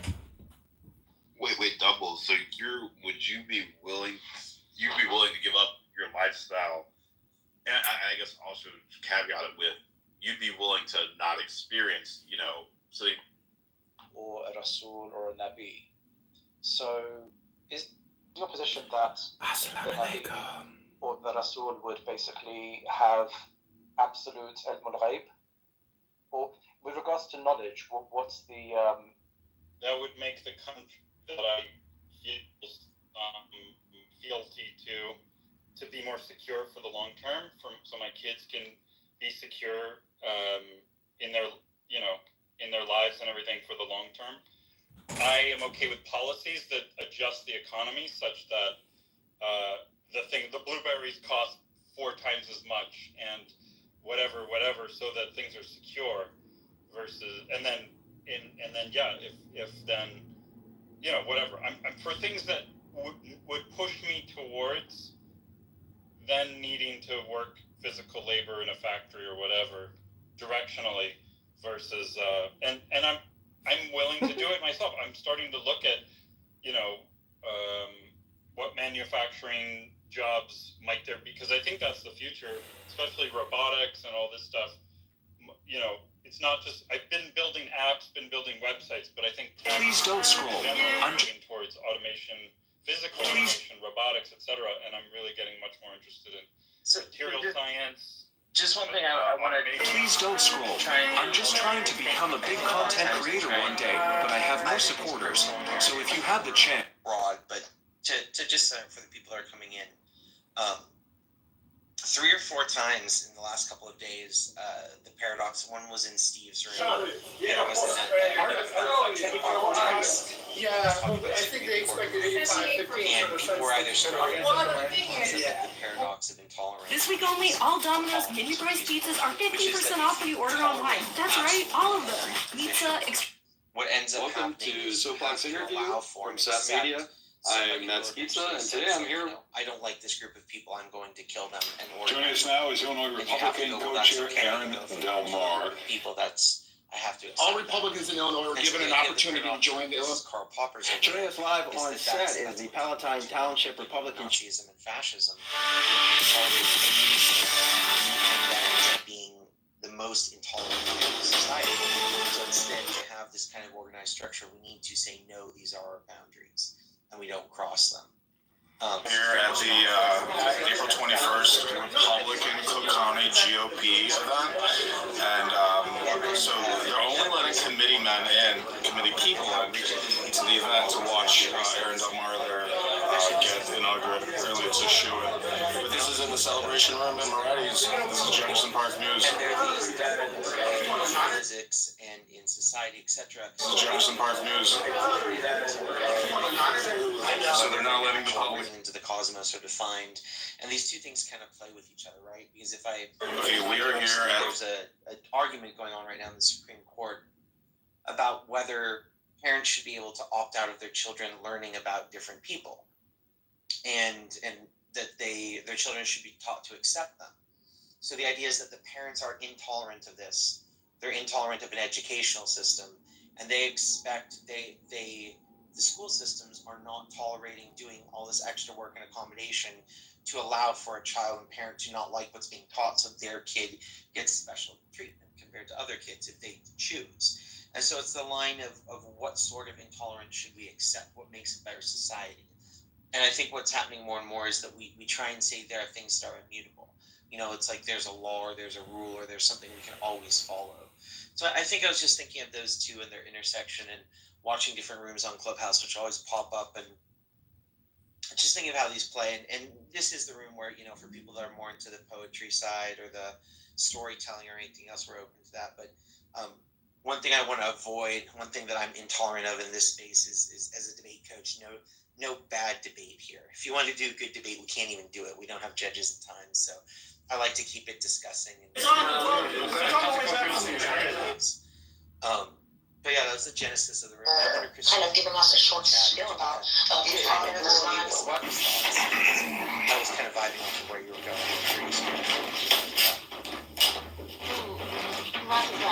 Before that, it reminded me of something I learned recently. There was a study, and I think this then applies to all humans, but there's, they did this test first with children. You ask a child to help in one control group, and in the other group, they ask them about being a helper. And most of the kids, 4 times more Civically religious experiences will always omit something and fail to reach completely adequate conclusions. Would tell me to F off to them, and it would not work.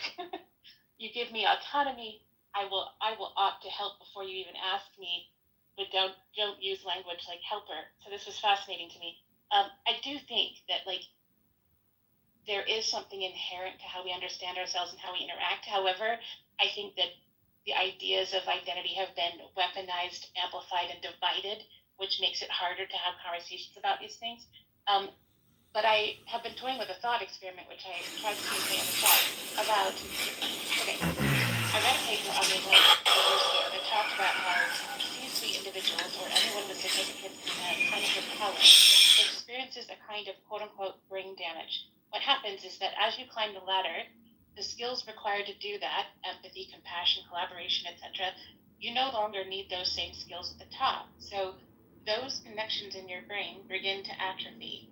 You create new connections for the new skills that you need to acquire, but you create this kind of brain damage that is reversible, right? And this is fascinating, but I also thought, okay, well, now we've got potential problems with respect to the systems, how humans operate.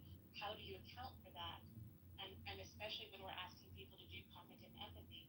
And this is when I started toying with the idea of, what if we had job rotations? And it would have to be like figured out some fancy way, but maybe AI or whatever, of creating a dynamic where someone does menial labor and some form of an esteemed position, so that they can swap between them and not have their brains solidify in this one way, but also in swapping back and forth over a period of time, however long that might be, you get a different perspective. You invest in yourself to be a good leader, but on the top, you understand those beneath you, right? And you understand the problems that are there. And then as you switch back and forth, then you can create a different way of existing for yourself, but also invest in the collective, invest in the culture of that company or the culture on a whole, and develop new patterns. However, because a lot of times status and reputation are so important, and we define those in so many different ways, that if you did something like this, it immediately dissolves those social hierarchies. If you identify yourself according to the acronym after your name, how much money you make, the job title you hold, if you see yourself as better because you are an astrophysicist versus the garbage collector, but if you do both of those things, then who you are becomes more about your character and substance than these outside external ideas. And it would be a radical shift, but I also can see utility, but also problems with it. And by the way, welcome. People I know Aria, Odie, Miss Nancy, I invite you up to the stage. Feel free to come up if you like. And there's others I don't know yet as well, so feel free to come on up. Yeah, Christina, I actually like this. I think a lot of work takes a lot of specialization and understanding, and it would be very hard, not saying impossible, not saying it shouldn't be done. It would be hard to figure out exactly what that line would be. And I think it would make people reevaluate what they prioritize in their life and who controls it. And, I think a lot of times people are like, just give it to AI, because there's no problems with that. It will be completely fair and balanced. And of course, I'm saying that as a joke because it's just not true. But conversely, think a lot of times it's about leadership. So I actually think a lot of times I'll mention that, I think there are deep problems with democracy. And so people often think I'm part of this rising, trend of fascist authoritarianism that's popping up everywhere. But I'm kind of the opposite. I'm a big fan of autocracy. I think there's something about the type of person that runs for power and gets those upper echelons and starts to ascend. And I think that they get addicted to it and they have to live their life in a certain way. I mean, just the routine of I wake up every morning, I fundraise for X number of hours, I must go to X number of charity balls. I don't go to regular restaurants anymore. In fact, I usually have drivers and people that take care of me, and I have assistants. And if my kid needs something, I send out the person to get it for me. That changes how you live so much that sometimes I almost feel like there's a line between when I work with people like this, it would feel like they were a different species. Like, you don't live the way I do. You don't work and clean and maintain a household or something like that. You have a colony around you that provides for you. You're your own economy and ecosystem in a way I'm just not. And I think I would rather, more than I really want people to do different jobs. I wish we had leaders like that. The leaders were selected at random from different class, as long as they're capable in some very basic, standardized way. We could just judge character, aptitude, maybe capability a little bit, and then say, hey, let's draw our leaders at random so we don't get this other class of people. And then they serve for a while and go back to their normal lives. I think, when you talk to presidents, that famous line of, how much can this really cost? So that joke from Arrested Development, what can a banana really cost, Michael? More than $1,000? I don't think so. Just the divorced from reality. And then we get leaders like Trump and others going oh, well, eggs are only $1 or $2. Go to a grocery store. We can all live and feel this every single day. But they can say that because they don't know. They're getting reports. They don't have that groundedness. I remember the other day one trying to describe pumping gas. There's a whole class of people that are in politics that have almost never pumped gas in their entire life. They've just never pumped a gas tank. They don't know how it works, how you pay, how you interact. How can we expect them to know what we need if their lives are so different from ours? This Vicky, Mama, go. Yes, that's both of you are making such valid points that if you don't read and don't study, you won't think about. Christina, that just opened up my mind for some, wow, you just took me there. Yes, how can you understand something that you never experienced? And then what did your brain do? I think you said it started to solidify away from empathy, away from, you don't need those survival skills. You don't need anything. You get anything you want. You don't have to think. You don't have to feel. You don't have to do anything, but just do whatever you want to do.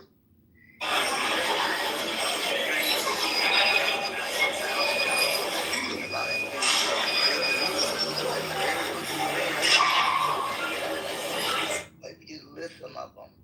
And then the point that Bree was speaking about too, on the I'm not a speller, but autocracy, which means, the government does whatever benefits them. Nobody's loyal or, like they I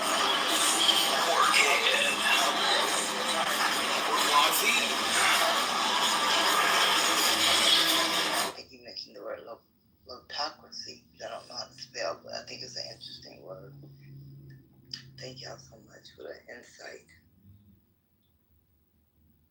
Yeah, I've always wanted to do a room like this on Clubhouse. There used to be some like this, but I think a really good thought exercise when you're criticizing something. Excuse me, I took a bite of food there. I think a really good thought exercise is to say, what would this look like in an ideal world? So if we had a perfect world, okay, you're criticizing how government works, how society works, how some sort of norm works, how a car works. What would the ideal be? And I think, I've sat down and really sitting down and taking the time to say, what would an ideal government be?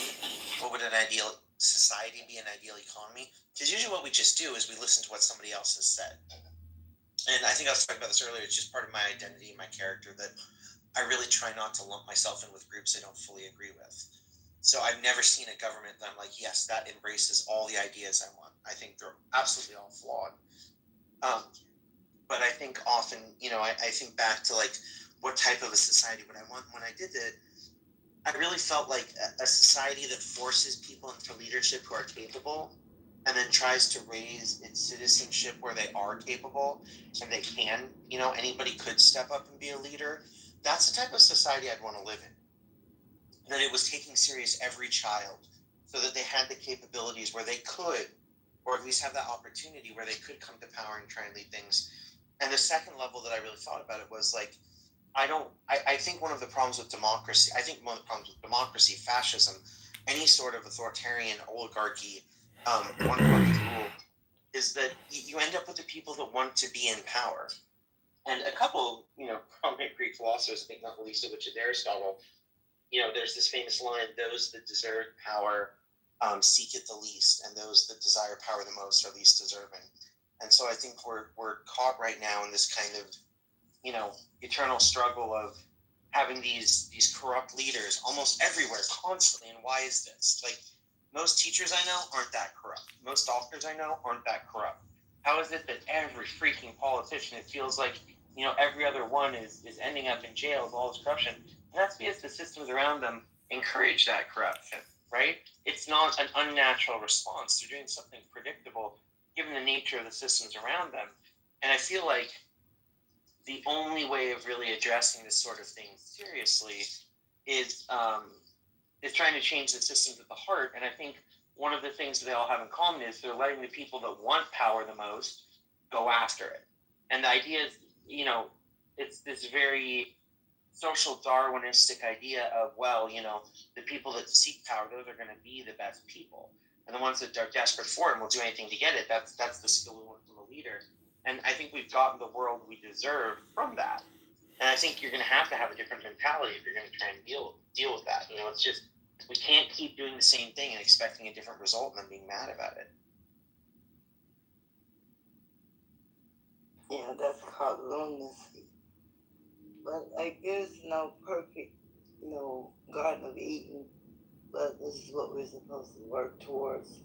But you can't work towards, living in a peaceful world that everybody gets along when you still have people that have and have not.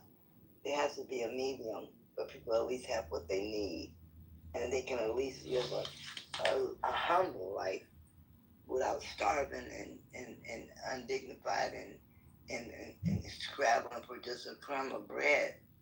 I mean, you have to have something that they can hold on to. And people just have taken the land, nobody, was allowed to own land in certain places, only the government. And it's done this way, for a reason, even here, but it's done in a way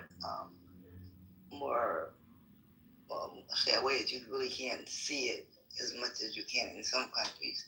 You can't own land, and here in the States, you can't own water.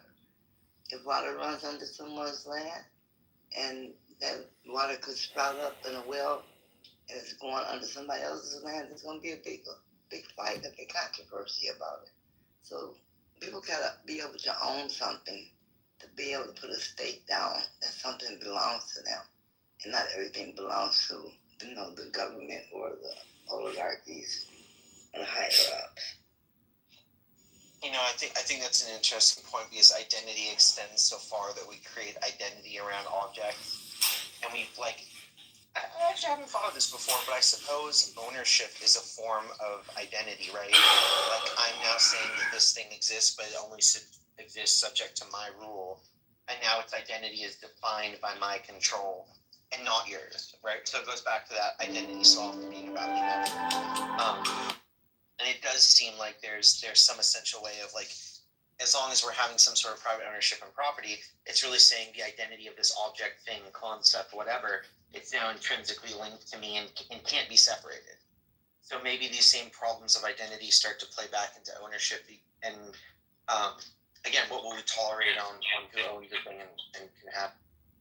It's like they keep moving the goalposts when the port gets close, then they move the goalposts. When the port gets a little closer, then they move the goalposts.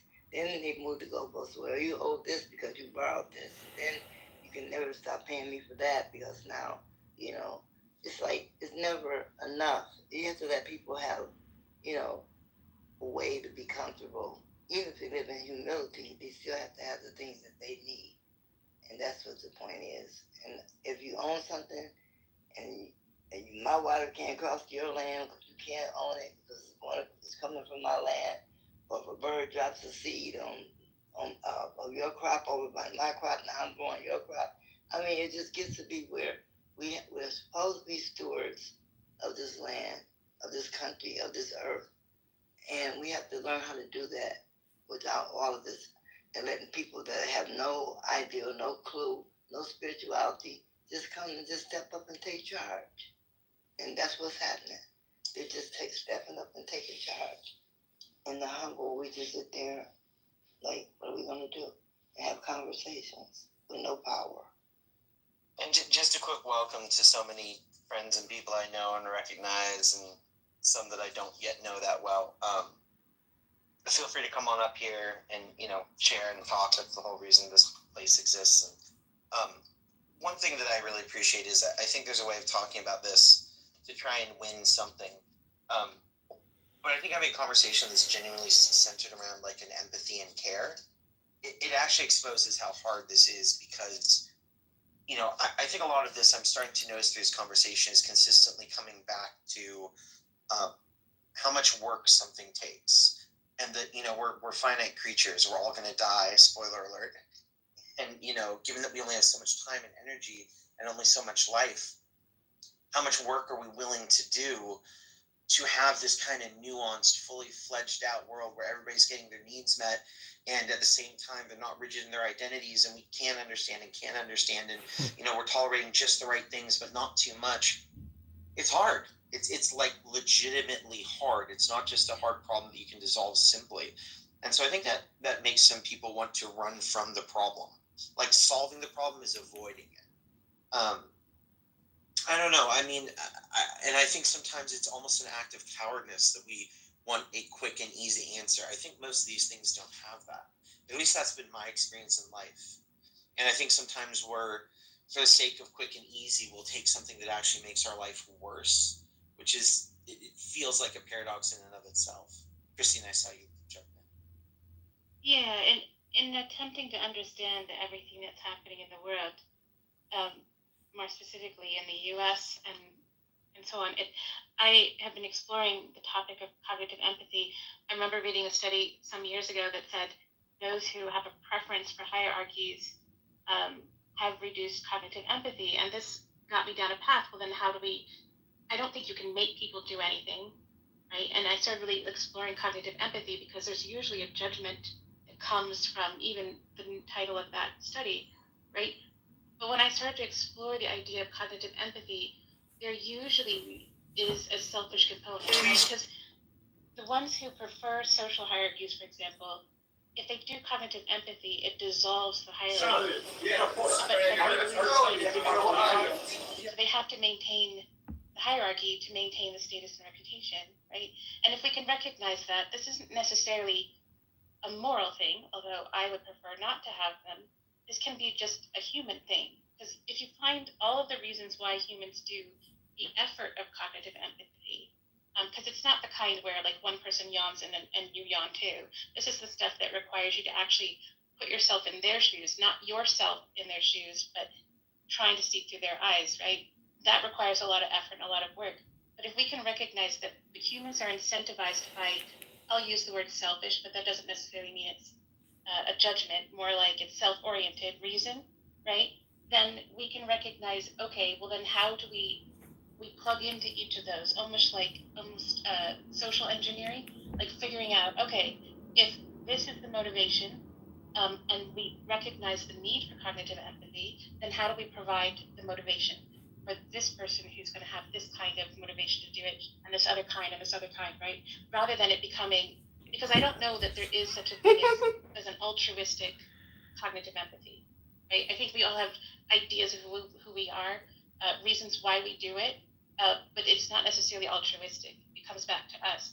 And if we can recognize it, then it doesn't have to be this impossible puzzle or thing, right? We can sort of systemize it. It's going to be complex because I think there's potential depedestalizing empathy, but also using it to be able to create something different. I think it boils down also to, like, who's willing to. I had a lot of things to do today. I had a lot of things to do today. Universal law, man's law, there's got to be a meeting of universal law and man's law. And that is what's missing. Man's law is avoiding the responsibility of the universal law, but they want to tax the people that don't obey their laws, to the hilt, where we end up with nothing, have no way to defend ourselves or even, make ends meet. At the same time, they are breaking all of God's laws in the universe, and they're doing everything wrong with that. So what do we have? We have nothing to fight with. We have to start somewhere. Universal laws, first and foremost.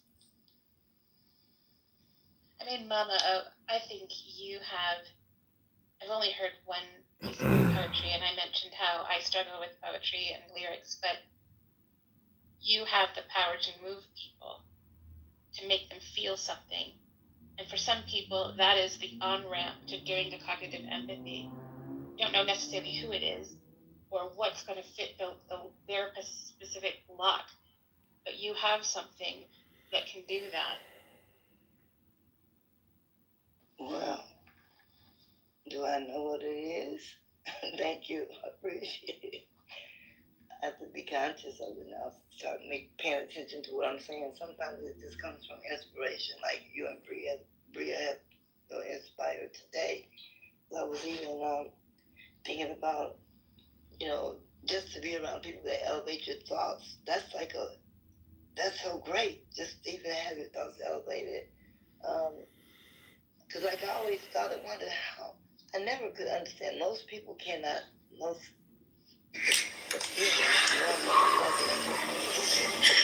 that even with flaws are not so bad. Keep smiling, nothing's they miserable. Understand a person that's totally demonically evil. We can't understand that. That's the question most people ask every day.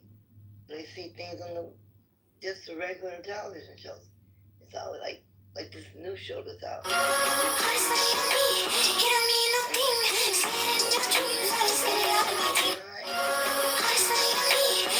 Daily fix of crime today. I mean, what is this? I'm like, just like the things that's being presented to us, and the things that's being taken away that we needed, we don't have, and the things being presented we don't need. So it's just, we got to get back to balance and basics. Speaking of poets, Juan, what's up? It's good to be on stage with y'all, as always. This is breaking news, IllinoisRecord.com. List of rumored 2026 Illinois Republican. Speaking of poets, I do think poets and poetry is the key to understanding relationality or challenging relationality. And in the comment section, I posted one of my favorite articles from Stanford Encyclopedia that was talking about Plato rhetoric and the philosopher versus poets. And in it talks about Plato, particularly with like Homer, right? So like before the establishment of the Republic, or before the establishment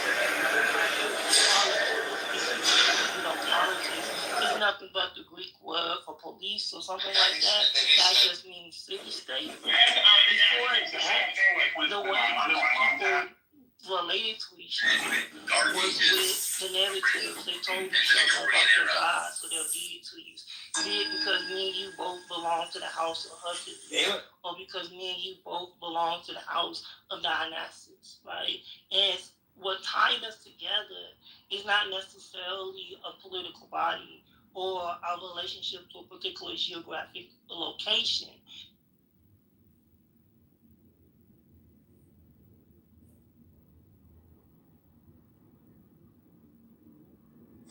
This is IllinoisRecord.com. Breaking news. Thanks to everyone sharing yesterday's article. Sean Morrison resigned.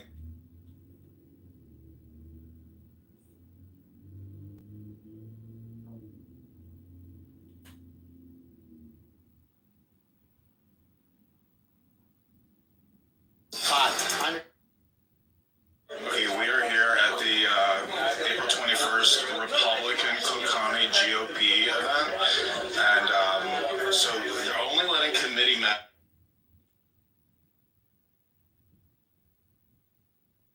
and committee people in to the event to watch Aaron Del Mar.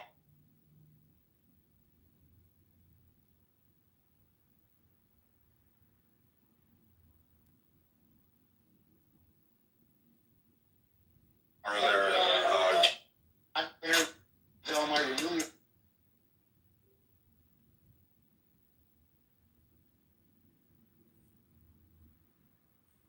That's fucked up, man. Right?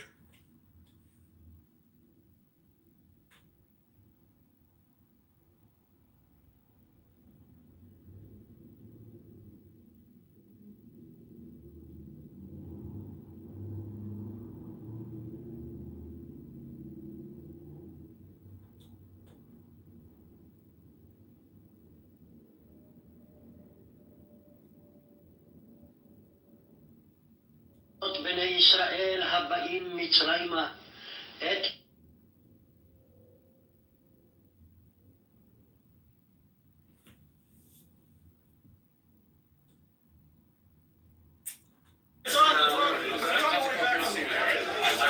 Yeah, I'm not a committee member, but can I come in and watch?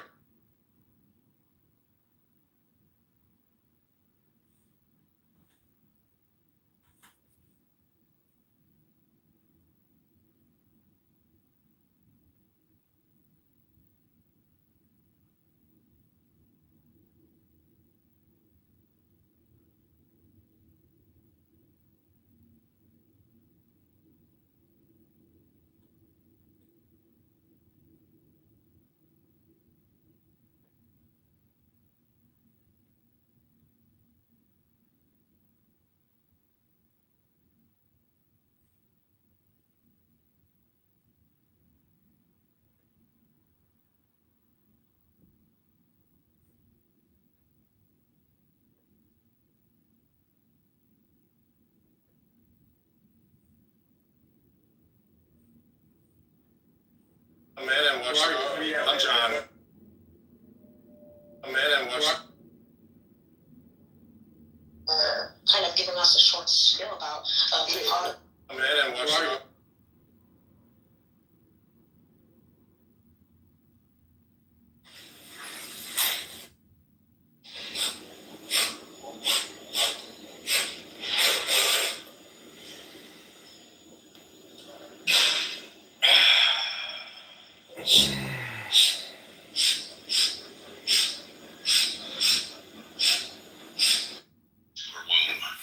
This dome which hideth, which absorbeth me.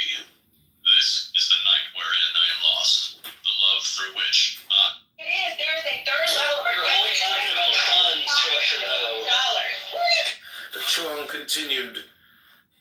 Knowledge wandered north.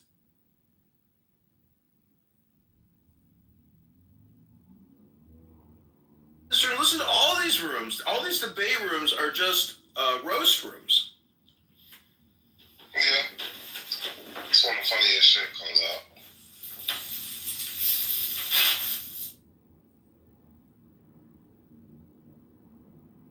The fool, the fool, the fool. Affirmation. I now follow my heart. I am open and ready to go wherever it may lead me. The sun symbolizes the creative and transformatory powers released by the melting of basic sexual energy. What is the tiger of fear for you? How do you imagine the courageous leap into the new? What does it look like? Where does your heart call you to go? You are ready for a new beginning, perhaps even a quantum leap. Give in, dare to leap, even if fear attempts to hold you back. Trust the voice from within your heart. The fool hopes assaults a cop with a base.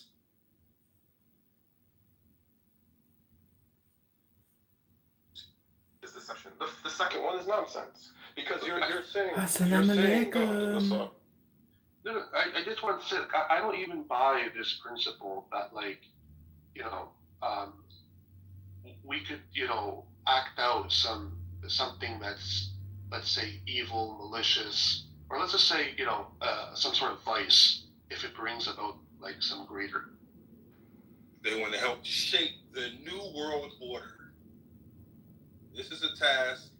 This is the task of helping to shape a new world order in all its dimensions. So there you go with that new world order talk. 1959. Did they say did they say all its dimensions? So he's from Houston and Chicago. Yeah, he's from Houston, Chicago. Yeah, talk shit. Chicago, Houston. Yeah, Chicago. Yeah, so they got to push all the street.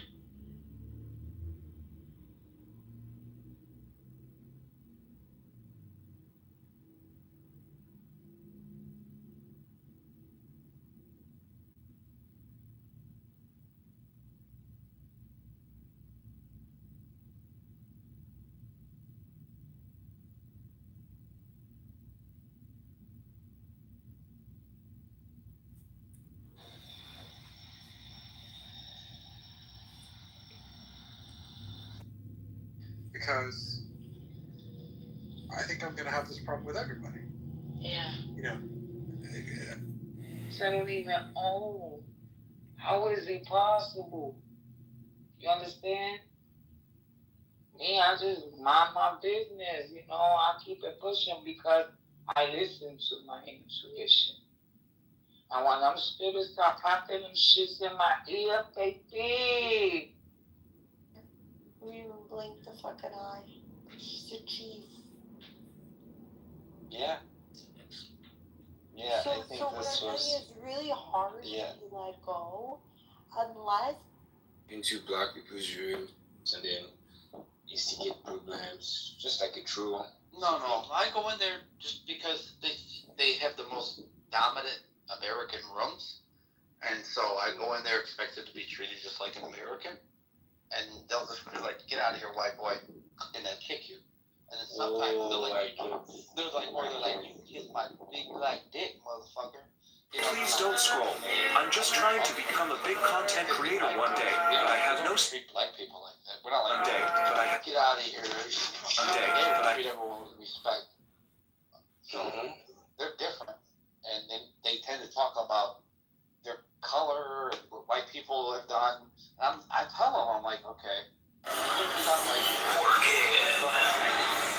or Indian people, or Mexican guys.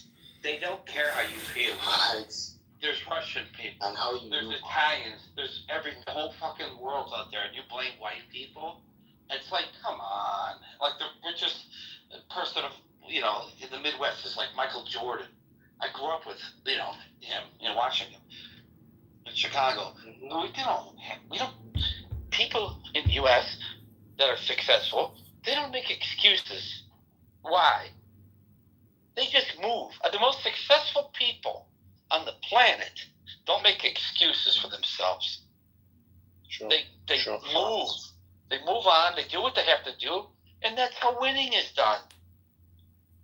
Only cowards blame other people. Oh, I couldn't do it because some Asian guy took my job, or some black guy, or some white guy, or some Muslim guy. Well, come on. Grow up. And that's what these people think. Some of them, the ignorant ones. And they never learn. They'll even go to prison and blame white people for their decisions to sell drugs or shoot some other guy in the head for no reason at like 12 o'clock so kids can see it when they're like 22 years old.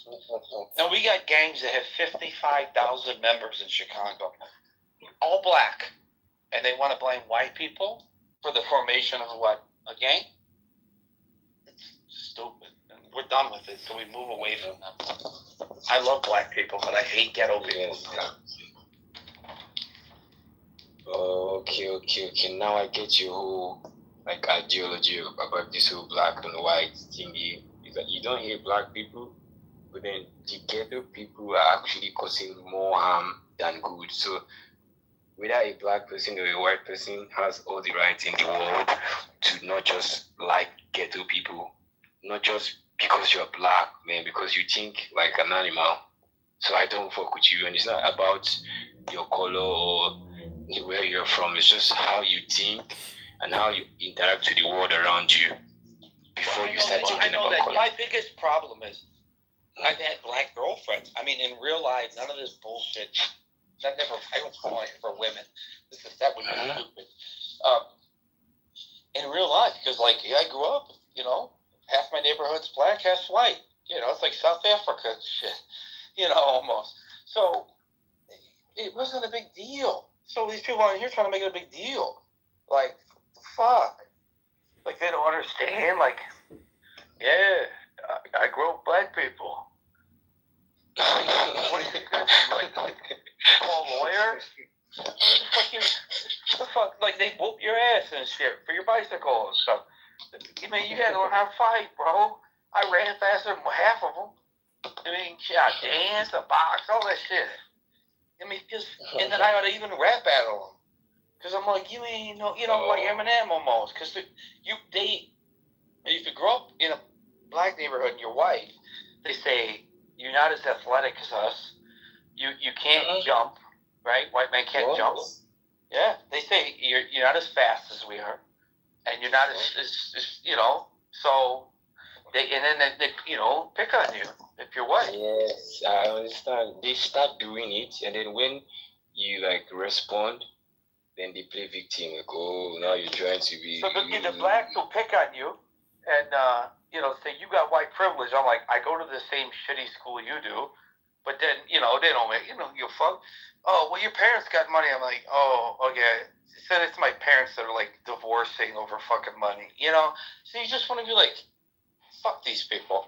So what happens is immigrants come, they replace those people, and those people stay in the same shitty position they're in.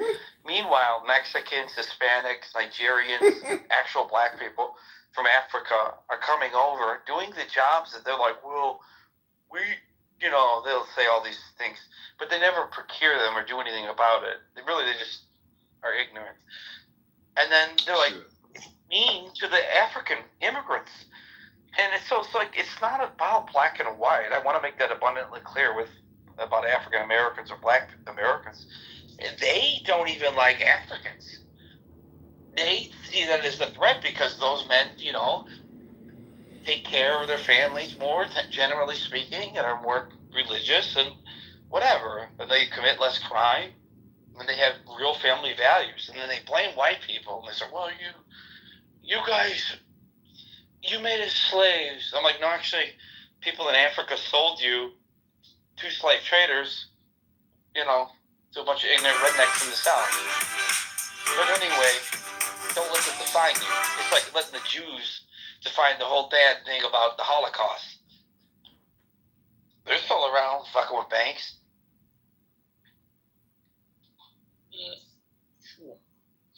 True. It's like that's how winning is done. That's how, you be a victim or die. Have compassion, but also be righteous, reasonable, Let go of your ego. I could be black, or I could be anything. So I always put myself in the other person's shoes.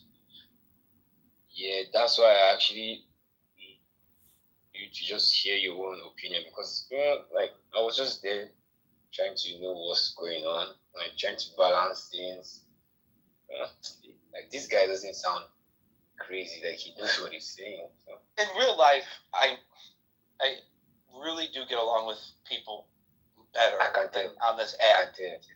I can tell. I can tell lots already. Even more than the person that's complaining. Ooh, Superman, what's up, dog? What's up, bro? Alhamdulillah. So what do you say Nigeria is the best? Hey, what's up? What's up? Hey, Jacob. How you doing?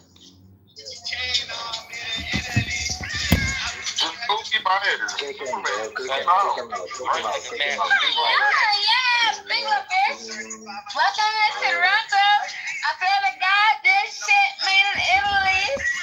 When I catch your dad like it on my block, I'm gonna make him put me on that wheel. You're hella God. I'm getting on that wheel. Who you trying to shut up, bitch? That's dick in your mouth or what? Hey. I'm a biter, my nigga. I'm a biter. I'm a biter.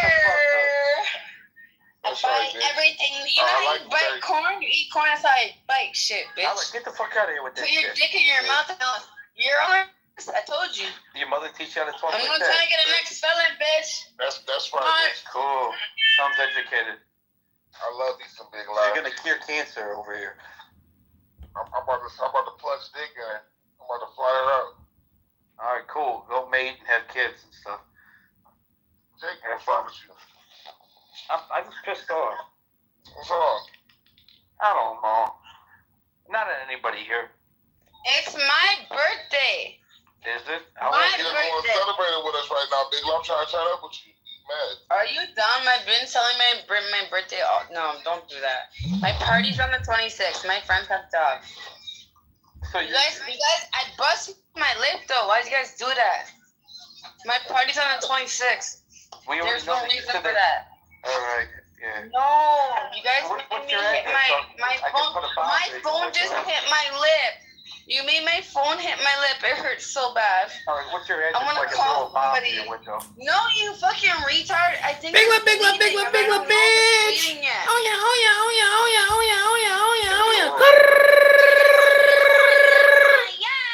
I don't give a fuck, big lip or not. I'm still gonna say my shit. Premedicatory. I made in what? Made in Italy, big love.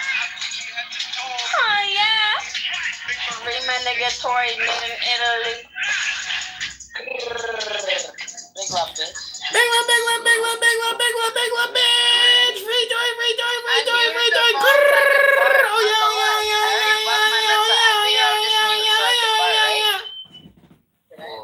This looks crazy as hell. I have to fart. It's my birthday. If I have to fart, I'm gonna fart, bitch. She's eating crazy. Take a left in the barn, bitch. You want me, right? You know, Shaq's been helping as well. Grant comes in here. Blue Knight comes in because he's trying to make sure that the podcast does well. We, Nelson, Cindy, everyone, Divine. We have Lauren. You just keep naming everyone. I can go down the list. J-Lo, Danielle, Mariana, Jonathan, Jazzy, a whole bunch of people. Just come in here every night. A whole bunch of come in every night. Mute your mic. Okay, don't do that. Just because I talk doesn't mean you talk. So let's just figure that there has to be hierarchy here to keep this thing in order. All right. So with that being said, they do a great job. All right, they do a great job every night coming in to make sure that you guys get the information, that you guys are entertained, and you guys leave out of here with other perspective. So with that being said, guys, if you haven't done it yet, make sure on either platform, whether it's CH or whether it's not just CH. If you're on CH or Chatter, make sure you guys just download the podcast. So with that, let's jump back into it, man, because guys, listen to me. $10 million. For this man to offer $10 million, $10 million. I mean, you can get a hell of a defense team for what, 1.5, and then for him to offer 10 mil, there's something there. Unless he just didn't want to mess up the bag for that $100 million deal for the podcast. I try to find the status of that podcast deal. I don't know what the status is of that podcast deal. So, I just think that when you look at this, the playbook is out there. You watch it happen to people that it should happen to, like the Diddy's and R. Kelly's and the Weinsteins, and everyone else. And then you see it happen to people that it shouldn't happen to, and based on what the evidence is thus far, please note that, like the Jay-Z's and others that have gone through this.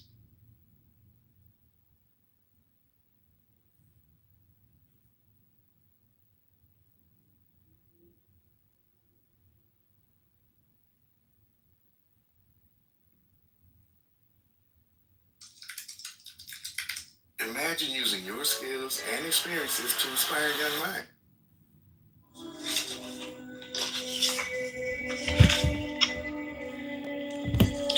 Eternal Companion, help us pour out our hearts to you honestly and sincerely. With these prayers as our guide, help us feel close to you, dear God. Life makes warriors of us all. To emerge the victors, we must arm ourselves with the most potent of weapons. That weapon is prayer.